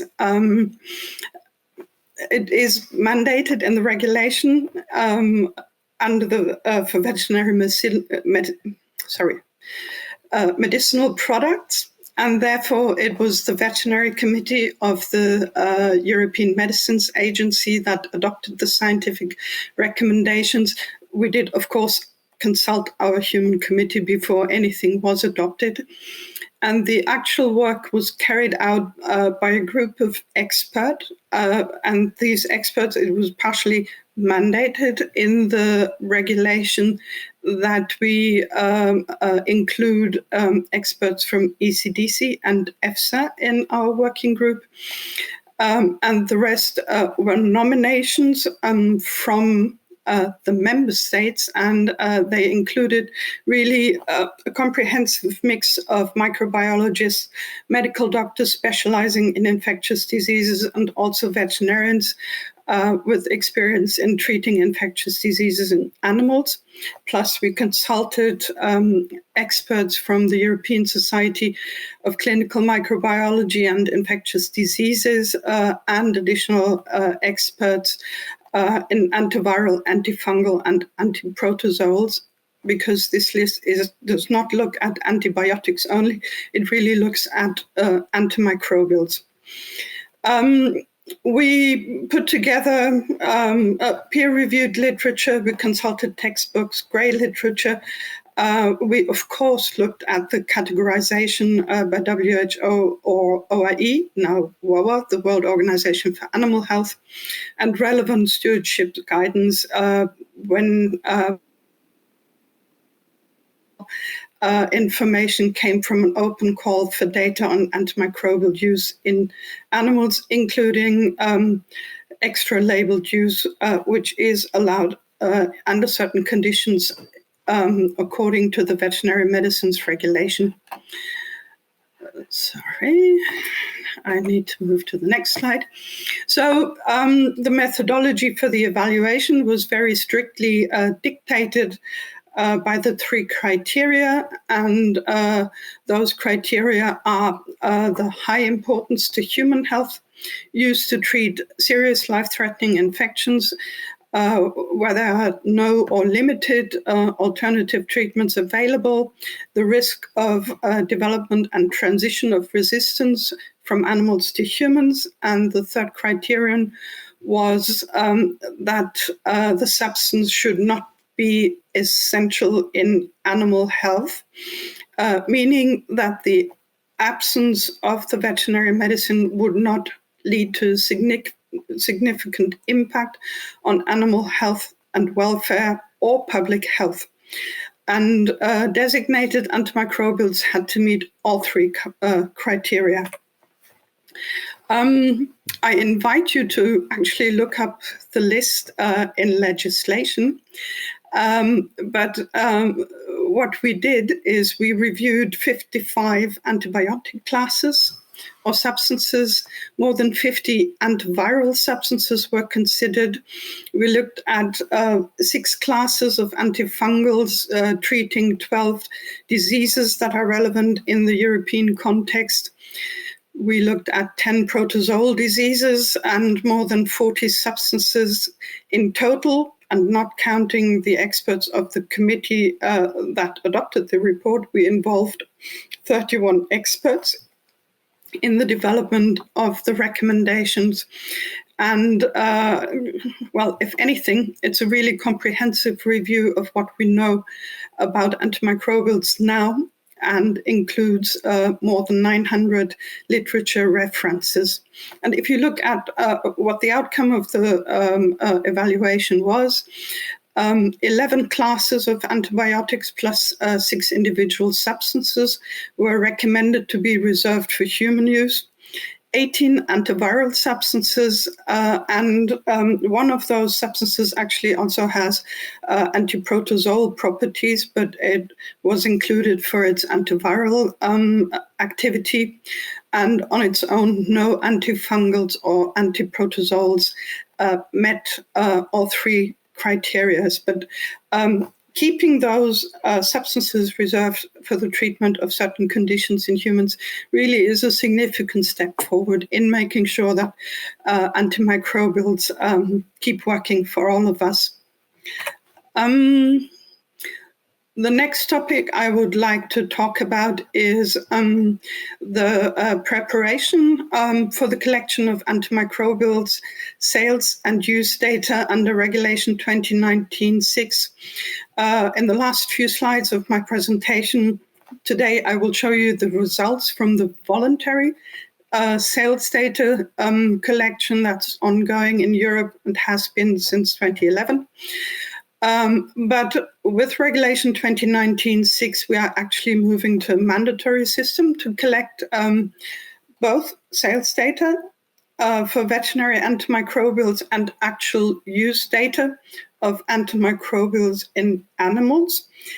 Those of you from the veterinary field will know there is a slight difference because Regulation 2019-6 actually allows, under certain conditions, the extra label use of antimicrobials in animals when there is no appropriate other treatment available. We call it cascade use, and that means that also medicines authorized for use in humans can, under certain conditions, be used in animals.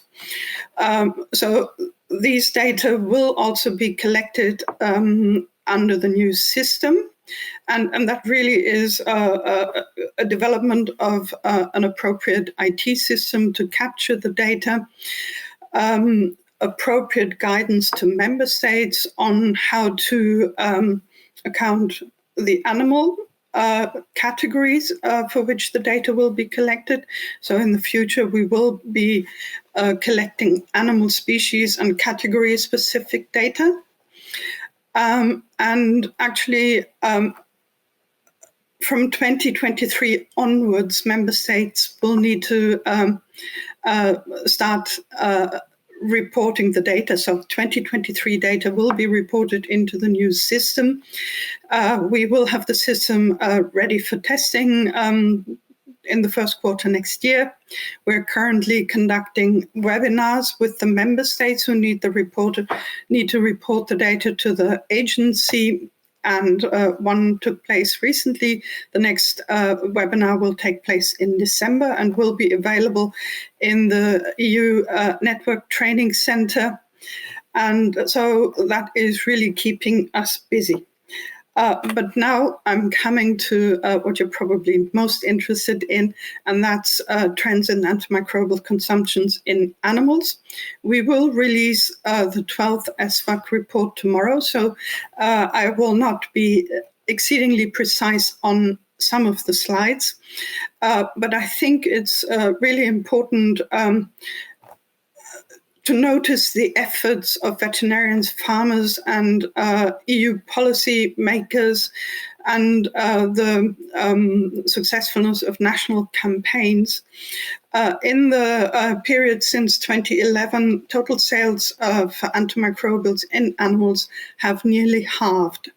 And if we look at the classes of particular importance in human use, for most of them, extra efforts are being made to reduce sales there. So for third and fourth generation cephalosporins, we're approaching 40% reduction.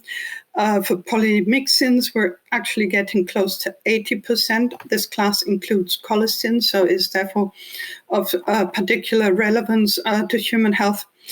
Fluoroquinolones, we're nearing 50% reduction. For other quinolones, already more than 80% reduction was achieved. And something that I think is important, countries are making an effort, and we have fewer and fewer countries where sales continue to increase over the previous year. This graph shows you really the actual decrease that was achieved in the classes I mentioned on my previous slide, and I think it is really rather impressive. We also map the overall sales of antimicrobials in milligrams per population correction unit, an artificial measure that could be seen as an equal of kilogram biomass across the EU. And you will see that we do observe the same trends in animal health as for human consumptions, higher consumptions in the south and east than in the north and west of Europe and the EEA countries, EU and the EEA countries. We're including a new section in this year's SFAC report. Sandra Gallina already mentioned the European Green Deal. One of the strategies under the European Green Deal is the farm to fork strategy. And one of the commitments given under the farm to fork strategy is that by 2030, sales of antimicrobials in farmed animals and aquaculture will be reduced by 50%. And we're reporting the results for the first time this year. And in the 3 years since this target was published, member states have achieved approximately 1/3 of the required 50% reduction target. And that brings me to the end of my presentation. Thank you.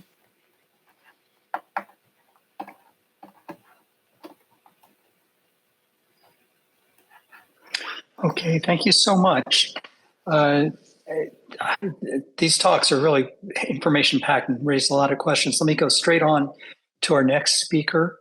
That will be, I'm going to get his title. It's Ernesto Leabana. He is the Biohaz team leader at the European Food Safety Authority. The floor is yours, Ernesto.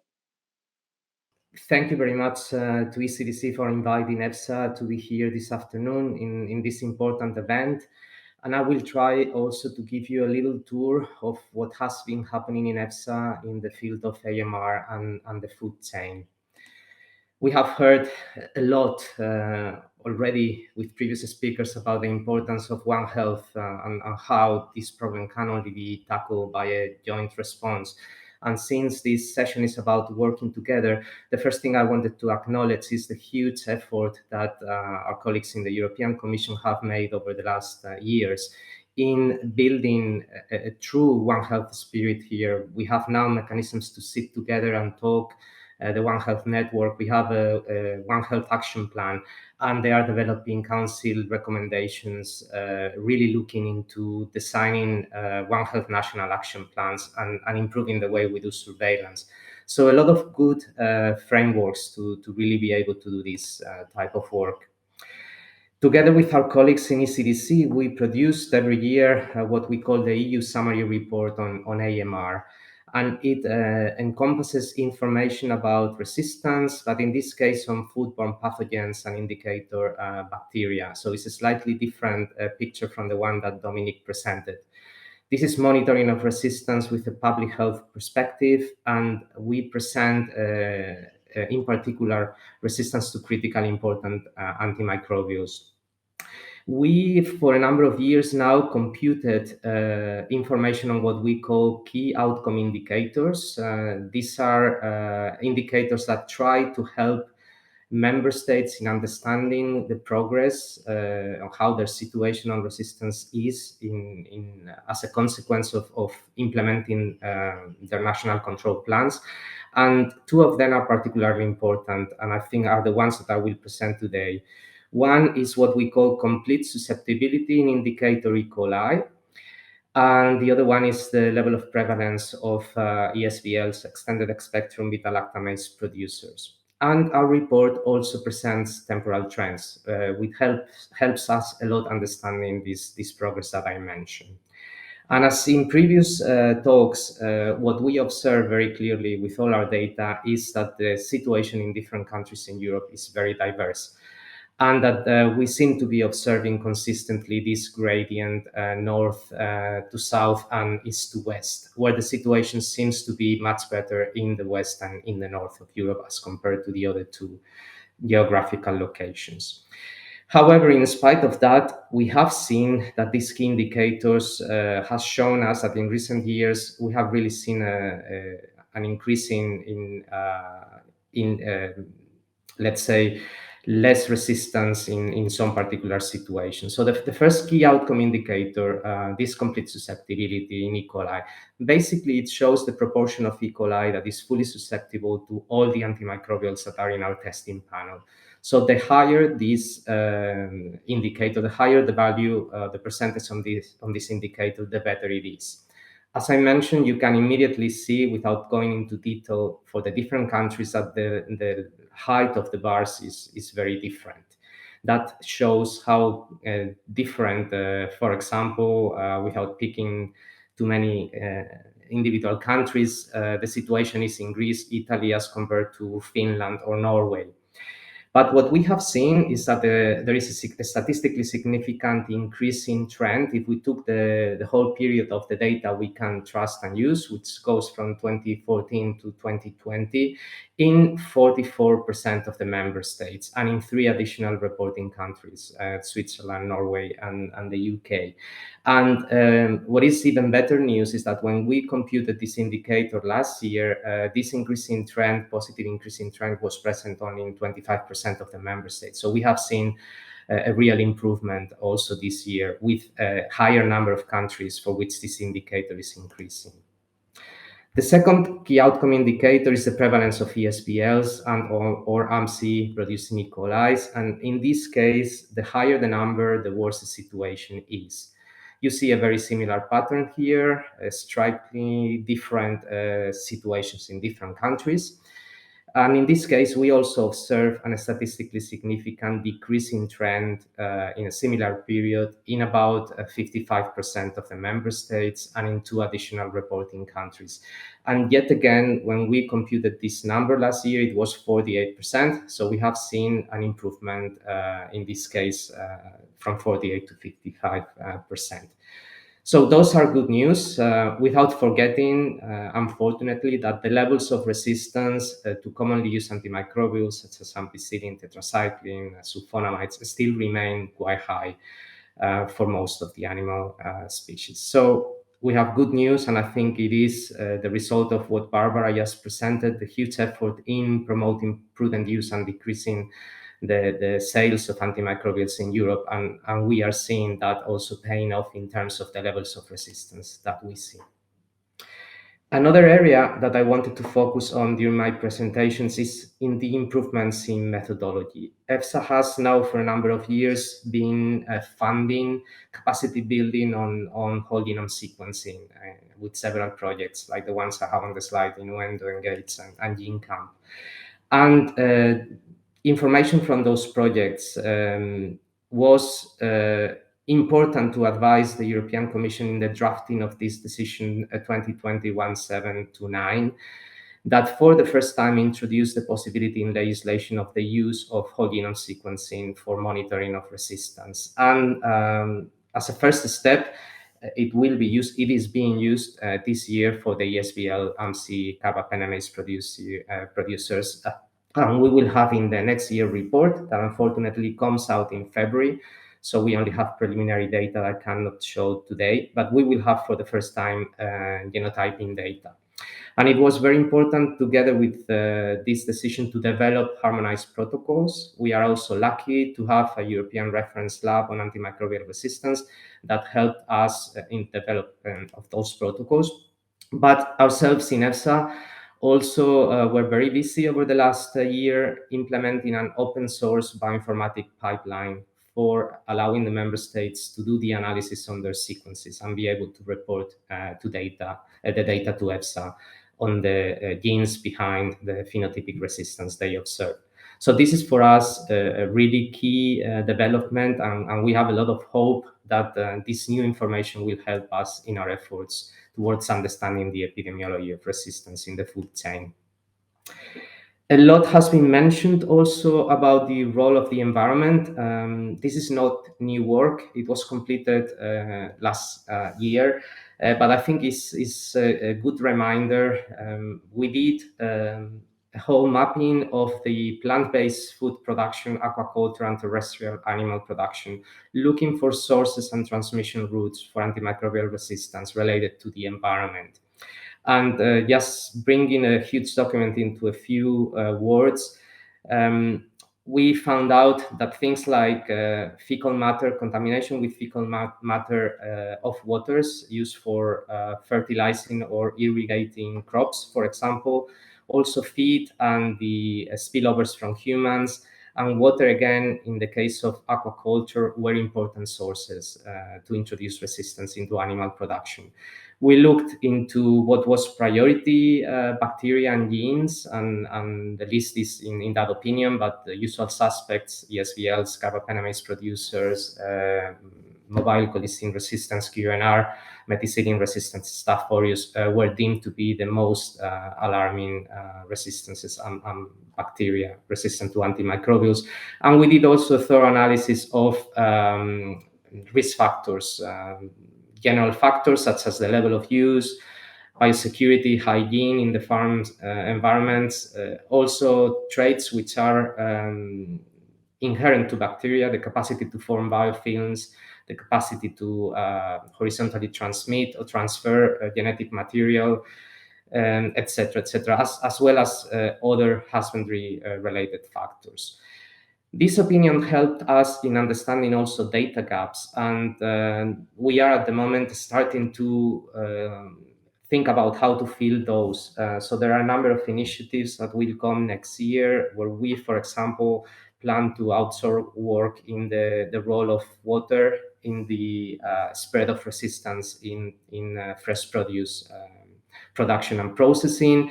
And also the Commission has planned to start a baseline survey on seafood, which is also a good perhaps indicator of what is going on in waters where these particular animals are raised. So we are making the first steps towards generating data that would be useful to understand better the food production environment and the role in this problem.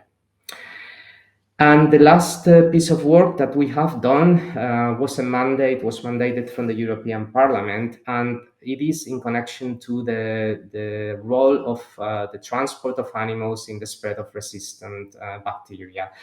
And this opinion, which was just issued a couple of weeks ago, I think shows how important it is also to concentrate our thinking in the importance of animal welfare and animal health, and a lot of considerations about taking care of the welfare and the health of the animals before and during transport are contained in this document. And things like minimizing the transport duration, ensuring that the cleaning and disinfection of the vehicles are there, as well as other possibilities such as logistic transport according to AMR criteria, and other things were described. So I invite you, if you're interested, to look into this document. But again, it shows how intricate the relation between all these things is regarding welfare and health of animals.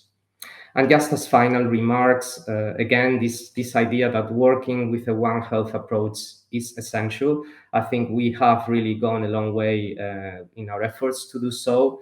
The importance of these increased partnerships between research, funding bodies, risk assessors, and risk managers. We have seen in EFSA how investing in certain areas to generate data has paid off in order to be able to complete our risk assessments and provide the advice to the risk managers, and how important is for all, and EFSA is trying to do this, applying new technologies to try to understand better and to try to help us identify more effectively where AMR is emerging and how it is spreading across the food chain. The level of sensitivity that these new methodologies will bring to the whole table here would be huge, and it will help us really in digging deep in the epidemiology, as I mentioned before. And with that, I want to thank you again. Over to you. Thank you so much. Speaking for myself, that was a really spectacular collection of presentations, really rich in data and very recent data as well, which is not always the case. And also the description of the many projects that are underway to improve surveillance and other aspects of antimicrobial resistance. So my congratulations to all involved with those, in addition to the speakers. We're a little bit short of time for questions and answers, and I apologize for that. I've let the speakers go a little bit over, and I'm going to take the prerogative of trying to combine a number of questions that are in the chat into single questions. I'm going to limit it to two combined questions. First of all, there's interest in comparing, and this let me open this up to any of the scientific presentation speakers that we just heard from. There's interest in comparison between antimicrobial resistance in humans versus antimicrobial resistance in animals, and comparing the burden between those two. And there's a question of which is the greater burden or the greater threat. I might add a footnote to that. Is that important? Is that difference meaningful to what we need to do to control antimicrobial resistance? So let me open it up if anyone can electronically raise their hand to answer that. And if I'm able to get the folks at ECDC to do that technologically. May I start replying? Thank you, Todd. Well, the three agencies, ECDC, EFSA, and EMA, have the mandate to produce every 3 years a joint report, a joint analysis of all the data that we have on antimicrobial consumption in humans, in food-producing animals, and antimicrobial resistance in bacteria from food-producing animals, food, and humans. And we try to make sense, and we now gearing up for the fourth report, which is due December next year. So we still have 1 year to work, I would say 6 months, and then the rest is editing. And as part of those reports, we make a point at modeling the link between the antimicrobial consumption in both sectors and how it affects resistance in all the sectors. And we find those relationships, we find nice links so nice expected links, but we confirm the links between antimicrobial consumption in food-producing animals, antimicrobial resistance in bacteria from food animals, and antimicrobial resistance in foodborne infections in humans. And this is valid for Salmonella, this is valid for Campylobacter. For E. coli, we find a different pattern. Actually, antimicrobial resistance in E. coli infections in humans is driven both by the link from the food chain, but also from exposure of humans to antimicrobials. And finally, for carbapenems and Klebsiella pneumoniae, carbapenems are not authorized, are not used in animals. So we find just a direct link between antimicrobial consumption in humans and antimicrobial resistance in bacteria from humans. No link with food-producing animals whatsoever. So we confirm all those links, and these are being modeled as part of the report. Thanks. Did anyone else want to add to that? Okay, let me, another, I'm going to combine several questions into one for the sake of time. People were interested, participants were interested in, I guess, the instruction of prescribing practitioners. That is, should there be mandates for chapters in textbooks, instruction in antimicrobial resistance specifically, as opposed to having that as a small part of other instruction? I would relate to that as well, interest in what the effect of required prescriptions might have on the use of antibiotics. I imagine there's some variation throughout Europe on that, and Barbara Freischem mentioned extra label use, and so I mean that I assume is not only related to the label, but maybe related to what the prescribing policies and laws might be in any given country. That is, that you can only prescribe for something that's on the label. Here in the United States, we have off-label use too that require prescriptions, but that is not prohibited by the Food and Drug Administration. So let me open it up to, I guess, the question of required prescribing and required instruction for prescribers. Maybe I can give it a start. Any antimicrobial use in animals is subject to prescription only. Even the so-called cascade use or allowed off-label use, it has to happen on a prescription of a veterinarian, and there is no exception to that. That is regulated in one single way across the EU through Regulation 2019/6, but mostly use of antimicrobials for treating animal disease was always was subject to prescription in most European EU countries, I should say. Thank you. That only answers your question in part. I think you were also looking more at education of veterinarians. Did I hear that? That's the several questions came in about that, like a dedicated chapter, dedicated textbook, and I extrapolate from that dedicated lines of instruction in either in medical school or in hospital, because I suspect, at least judging by my very distant education, that was, again, secondary to other parts of the education, and it was not pulled out as a topic all on its own and required study. That may be impossible to legislate, but I wonder if there's any knowledge or comments on that. Maybe I can add to that from the human health side. So I think one of the core interventions that we're trying to promote to use antimicrobials in the best possible way is antimicrobial stewardship. And I think we have seen recent data that has shown that this can be incredibly effective if it's done the right way. But I think we also see that this is not yet the prerogative of how we teach the human health workforce to approach this subject. I think antimicrobial treatment is seen by a lot of the health workforce is about risk management, so decreasing the risk of missing a potentially lethal pathogen, and with the perspective of saving individuals and being effective in that. But like this lens to look at antimicrobial use and prescribing as a kind of a more higher level issue that also causes resistance is not something that has been ingrained in medical trainings and thinking and across the board.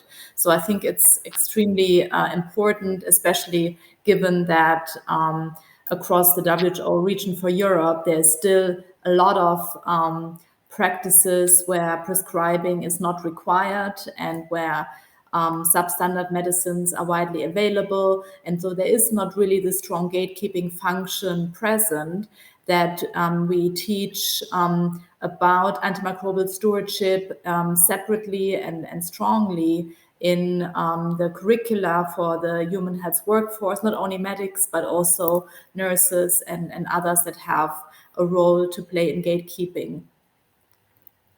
Thank you. I'm going to have to cut it off there. Thank you very much to all four of you for, as I say, very engaging and information-rich presentations. And reminder to the participants, I'm sorry if I couldn't get your questions answered, but these presentations will be available on YouTube after this event, and we can go back to review what was said there. So once again, thank you very much. And we're going to move on to the next part of our event. That is going to be with presentations by stakeholders, and I hope I have the correct list and order here. And I in advance want to apologize if I pronounce your name incorrectly. Feel free to say your name out loud and correct me when you make a presentation, and that would be appreciated. So the first speaker I have is Nancy de Bruyn, or de Bruyn, from the Federation of Veterinarians of Europe. The floor is yours. Thank you very much indeed. I'm the Executive Director of FVE, and we represent veterinarians from 38 countries. As veterinarians, we're really grateful to participate in this event today because AMR is equally important for people and animals alike. Today, I would like to focus a little bit on the positives that there are. And first of all, we're really delighted to see that antibiotic use has gone down, both in the human health sector by nearly a quarter and in the animal health sector by nearly half in the last 10 years. That's an enormous effort of both sectors. And what is even better is that we see in the animal health sector that resistance is also slowly going down for some combinations. Secondly, I think we can be positive about that we really now see that the holistic One Health approach is really starting off. We see it here on the European Commission level, but also on an international level with a quadripartite. And as FE, we have renewed our memorandum of understanding with CPME, the European doctors, and as such strengthening our long-standing collaboration. And a third positive thing is, although the Eurobarometer results are still a bit worrying, we see that overall awareness is increasing. And this is necessary because we need a culture change. And from our side, we very much welcome that the European Commission has put money aside to start training sessions and awareness sessions for farmers and veterinarians next year, and in which FE looks forward to giving its full support. So all of this shows we're on the right track, and now it's important to stay on this track. and to further promote responsible and prudent use, raise awareness, avoid shortages, especially of narrow-spectrum antibiotics, improve the use of diagnostics, and further work on infection control. And this in all sectors that we use antimicrobials. And we also need to further strengthen our common understanding of a holistic One Health approach, such as via intersectorial education of doctors and veterinarians. We believe that in the animal health field in the EU, we are well placed with the new regulations adopted, many practical responsible use guidelines, strong monitoring, and especially a good collaboration and strong commitment from the whole sector. To conclude, I think we have also a lot to be positive about today, but we need to continue our efforts. And to echo Mrs. Amon's last words, we believe we can do it, as we're showing already in the animal health sector, because we're all responsible to ensure we keep being able to treat people and animals against bacterial diseases. Thank you very much. Thank you. That was a very nice presentation. Let me move to our next speaker, who will be Claire Carlisle from Animal Health Europe. The floor is yours. Good afternoon. I agree with much of what Nancy has just said. As we know in the animal health industry, bacteria, just like disease, knows no borders. So our efforts to address AMR must be taken on a global scale to ensure global effect. With this in mind, 3 years ago, our member companies came together on a global level to develop a roadmap to reduce the need for antibiotics in animal health. This roadmap consists of 25 measurable actions to be taken by our membership by 2025. And the latest interim report from 2021 shows positive progress on those actions, such as 49 out of 100 new vaccines delivered, 17 out of 20 new diagnostics tools delivered, and also our member companies have been involved and directly trained over 37,000 veterinarians in the past 2 years through various initiatives, mainly in lower middle income countries. Alongside these concrete actions, we will continue to work with our multi-stakeholder platform with the veterinarians and the farmers, raising awareness on the importance of responsible use of medicines in animals and all that entails. And we will continue to advocate for a One Health approach when addressing this challenge. Thank you very much for this opportunity. Likewise, thank you very much. I'd like to introduce our next speaker. That will be Rosa Castro from the European Public Health Alliance. Thank you so much, The floor is yours. and I hope you can hear me well. And yeah, Yes. you pronounced my name correctly. Thanks a lot. And I'm glad to be here and to speak on behalf of the European Public Health Alliance, EPHA. We are an NGO, and since 1993, we have been working to bring together the public health community. Our membership is very diverse. We have patient groups, healthcare workers, but also health NGOs and other groups that represent vulnerable populations across Europe. So we work to improve health and to provide a voice for people to talk about public health. And our work on AMR has been focusing on making sure that AMR remains high on the political agenda. So we can be proud, I think, of the progress made over the past few years. But this is something that we have not done alone. By the way, we have worked with many of the groups which are present today. So how do we do this? We host the AMR stakeholder network. Since 2017, we have been exchanging ideas and working together on joint positions with other groups, basically to support the implementation of national action plans, to bring more consistency across EU policies with an impact on AMR.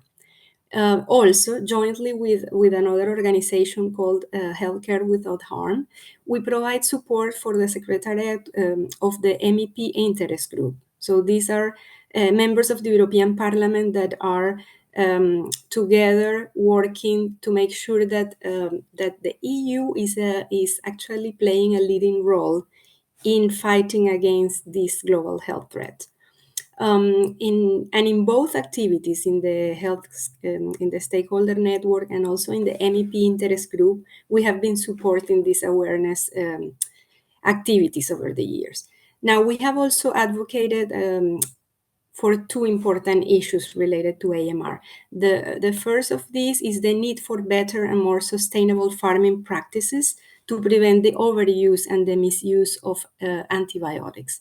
So as AMR is a global threat, and we have heard that over and over again, it is also essential that trade rules foster more sustainable use of antibiotic in food systems. We are aware that this is a complex issue with many ramifications, but we believe the EU can play a leading role also in setting standards that will drive change beyond the borders of the EU.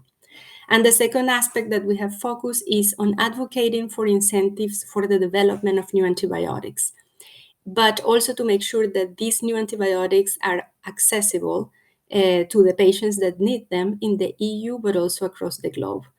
We also want to ensure that all antibiotics remain available for patients, because these are very important. And as mentioned by Mrs. Sandra Gallina before, by the DG of the European Commission, DG Santé, this all relates to the pharma strategy and to the revision of the pharmaceutical legislation, but it also needs to be consistent with the new global health strategy of the EU and with the negotiation of a pandemic treaty. Thanks so much. Those words. Let me move on to our next speaker. It's Jose Arroyo from Health First Europe. The floor is yours. Good afternoon. Thanks for the introduction. Well, first, I'd like to thank the ECDC for this opportunity to speak on behalf of Health First Europe, and for the work on this campaign of the European Antibiotic Awareness Day.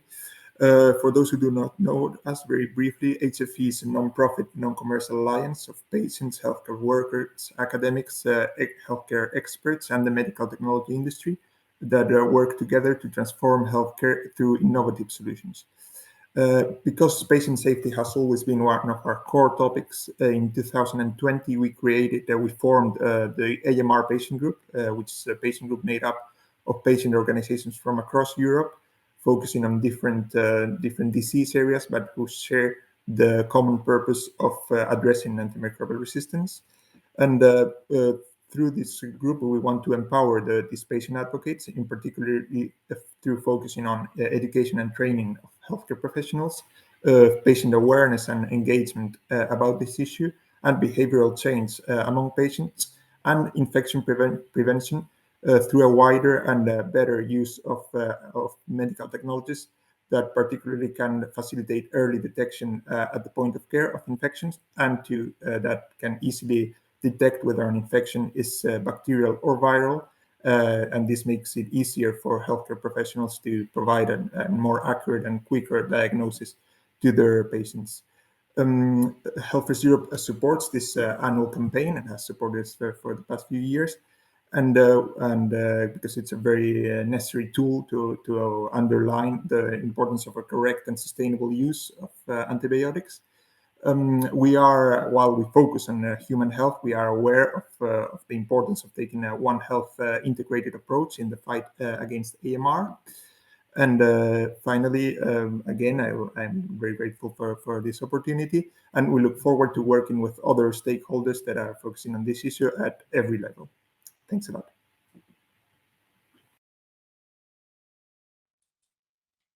Thank you so much. Our next speaker will be Julie Svoni from the European Patients Forum. The floor is yours. Yeah, thank you very much, and good afternoon, everyone. Very happy to be here to talk about AMR on behalf of EPF. So briefly, EPF is an umbrella organization of patient organizations across Europe and disease areas.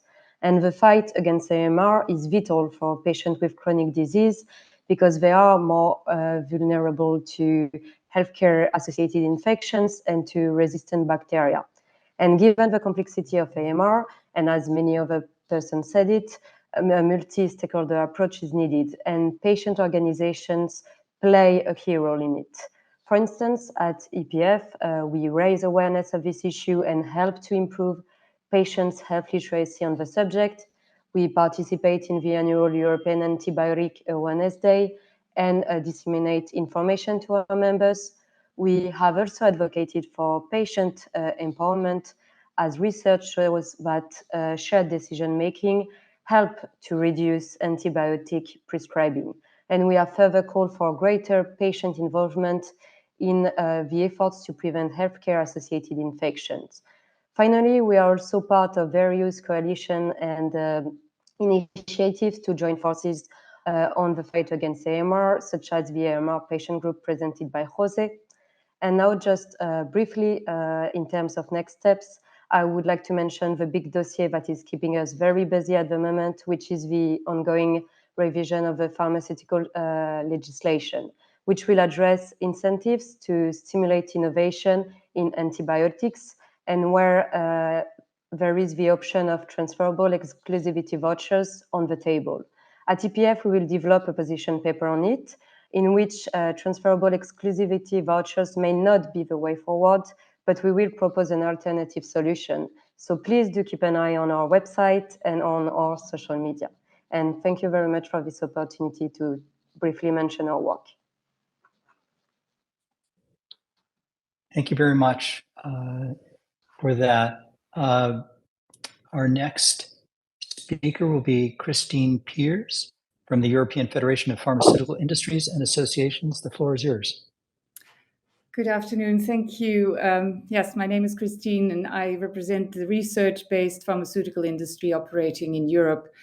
And we're very grateful to be invited to this important event for FPA and vaccines. Europe, AMR is really important. The fact is that AMR is one of the leading, most pervasive health threats globally.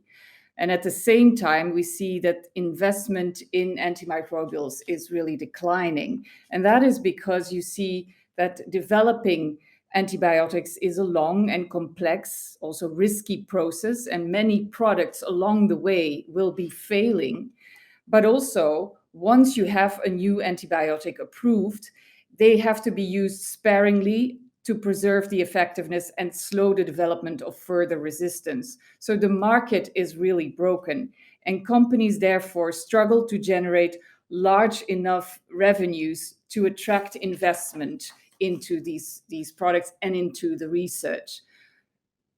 Despite this challenging environment, the industry is still committed to the development of antimicrobials and vaccines against AMR pathogens and healthcare-associated infections. The companies are also committed to minimize the risk of resistance as a result of antibiotic manufacturing waste streams that might contain antibiotic residues entering the environment, and have subscribed to pioneering standards via the AMR Industry Alliance. FPA has also co-invested with the European Commission nearly 1 billion euros on IMI New Drugs for Bad Bugs program, with projects to understand the resistance and fill the pipelines with new candidates, progress clinical development of first-in-class products, and develop new indications in areas of AMR unmet need. And in 2020, our industry led the establishment of a $1 billion AMR Action Fund with the aim to bring to the market 2 or 4 new antibiotics by 2030. But that by no means is a solution for the fundamental market challenges problem that is out there, and that really requires a more in-depth solution. And inaction is not something that is not an option there. More needs to be done. And as the previous speaker mentioned, the upcoming revision of the EU pharmaceutical legislation provides a unique opportunity to introduce a novel EU incentive to adequately reward successful innovation in the AMR space. We believe that the transferable exclusivity voucher is a feasible incentive that is powerful enough to help ensure a stable R&D of new antibiotics. So industry is taking up its role in the global fight against AMR.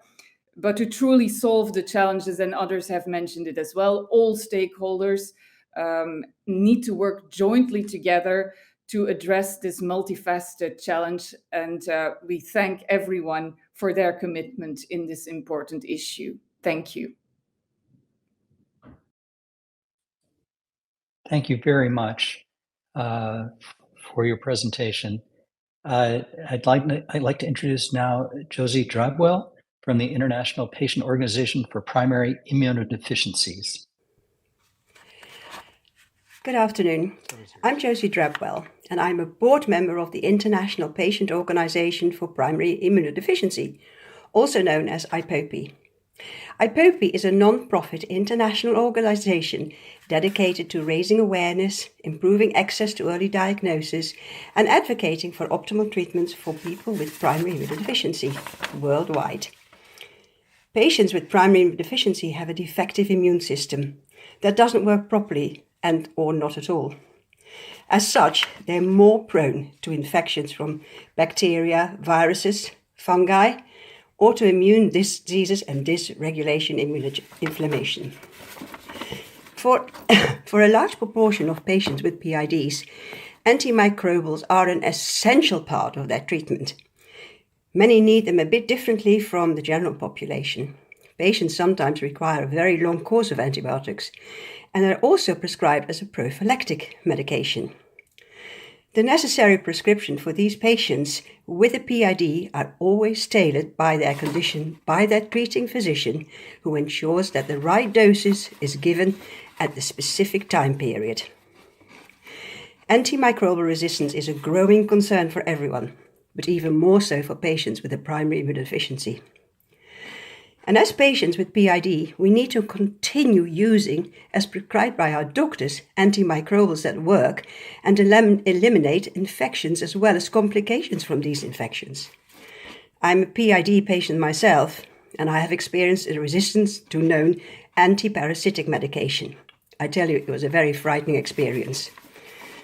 IPOPI, as an organization, is pleased to be a partner organization of the ECDC, European Antibiotic Awareness Day.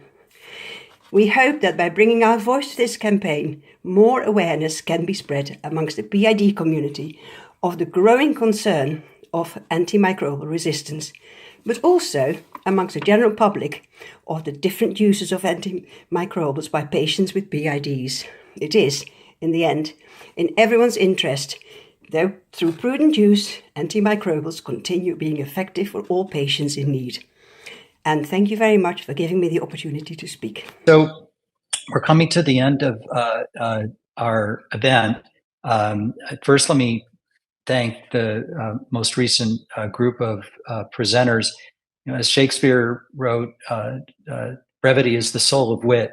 And I think each of you were able to convey quite a bit of information about your organizations, their purposes, and future interests for our audience. And certainly for me, I consider myself a pretty good student of Europe and did not know about many of your organizations and appreciate the opportunity to learn more about them. I'm being asked to try to summarize what we've heard this afternoon. I think that's quite a tall order. I will try to pick up on some themes, but I don't think I will do justice to what we've heard. I would say that the presentations really gave us as much breadth and depth on this topic as could be asked for in just a couple of hours. We heard about the surveillance data that is quite current and with some good news and some worrisome news, especially with the broader spectrum and more critical care antibiotics. We heard about the funding that's being put into further antimicrobial resistance work, the higher profile that this problem is taking, the increase in surveillance data from different countries, and the interest in really working across so many walls, barriers, borders, whatever you want to call them, between countries, between disciplines, human and veterinary medicine. I had raised early on the role environment, and that was covered later on by the presentations, which I think was really gratifying to see how that's being addressed. We didn't hear too much about whole genome sequencing and other advanced molecular detection and evaluation tools, but we did hear about it, and it sounds like that is going to be more and more a part of the efforts by the different agencies and countries as a part of a way of further elucidating the epidemiology of these dangerous microbes. So I think I really might leave it at that. I think we've heard really from just about every sector's interest and commitment to the problem of antimicrobial resistance, that it's a problem that is ubiquitous and is not going away, and that deserves and is getting a commitment that it has not received previously. And I think, as several speakers try to end on positive notes and make their presentations positive, I would do the same. I think hearing about what's being done and how many people are involved and the commitment to the topic is really quite encouraging, and how it's fit in not only with healthcare, but with climate change, with economics, and with so many other areas in an attempt to make this a stronger and more effective practice against the development and the spread of antimicrobial resistance. So unless I hear something from our organizers, I might end it there. Thank you very much to I actually do have a couple of things. Thank you. I forgot about that. The slide. Yeah. So hashtag EAAD is how to get your message out there and connected with lots of others. We are going to have the speakers' presentations available on YouTube on the internet after this event. I don't know how soon afterwards. And I would also say that there was brief mention, but the ECDC and others have a large collection of tools, templates, examples, and such that can be used by member states, certainly, and presumably by others as well, to demonstrate the problem of antimicrobial resistance at this time of year, when it's so important with the uptick in flu and other respiratory viruses. So let me thank the organizers, in particular ECDC, for inviting me to be a moderator at this really impressive event, and a topic that I have always found quite important and remains so. Let me close there, unless the organizers or technical folks want me to do something more. Really appreciate the time and appreciate your time for participating as speakers and as attendees as well. Apologies if I couldn't get to your question, but hopefully they will get answered one way or another in the future. Thank you so much.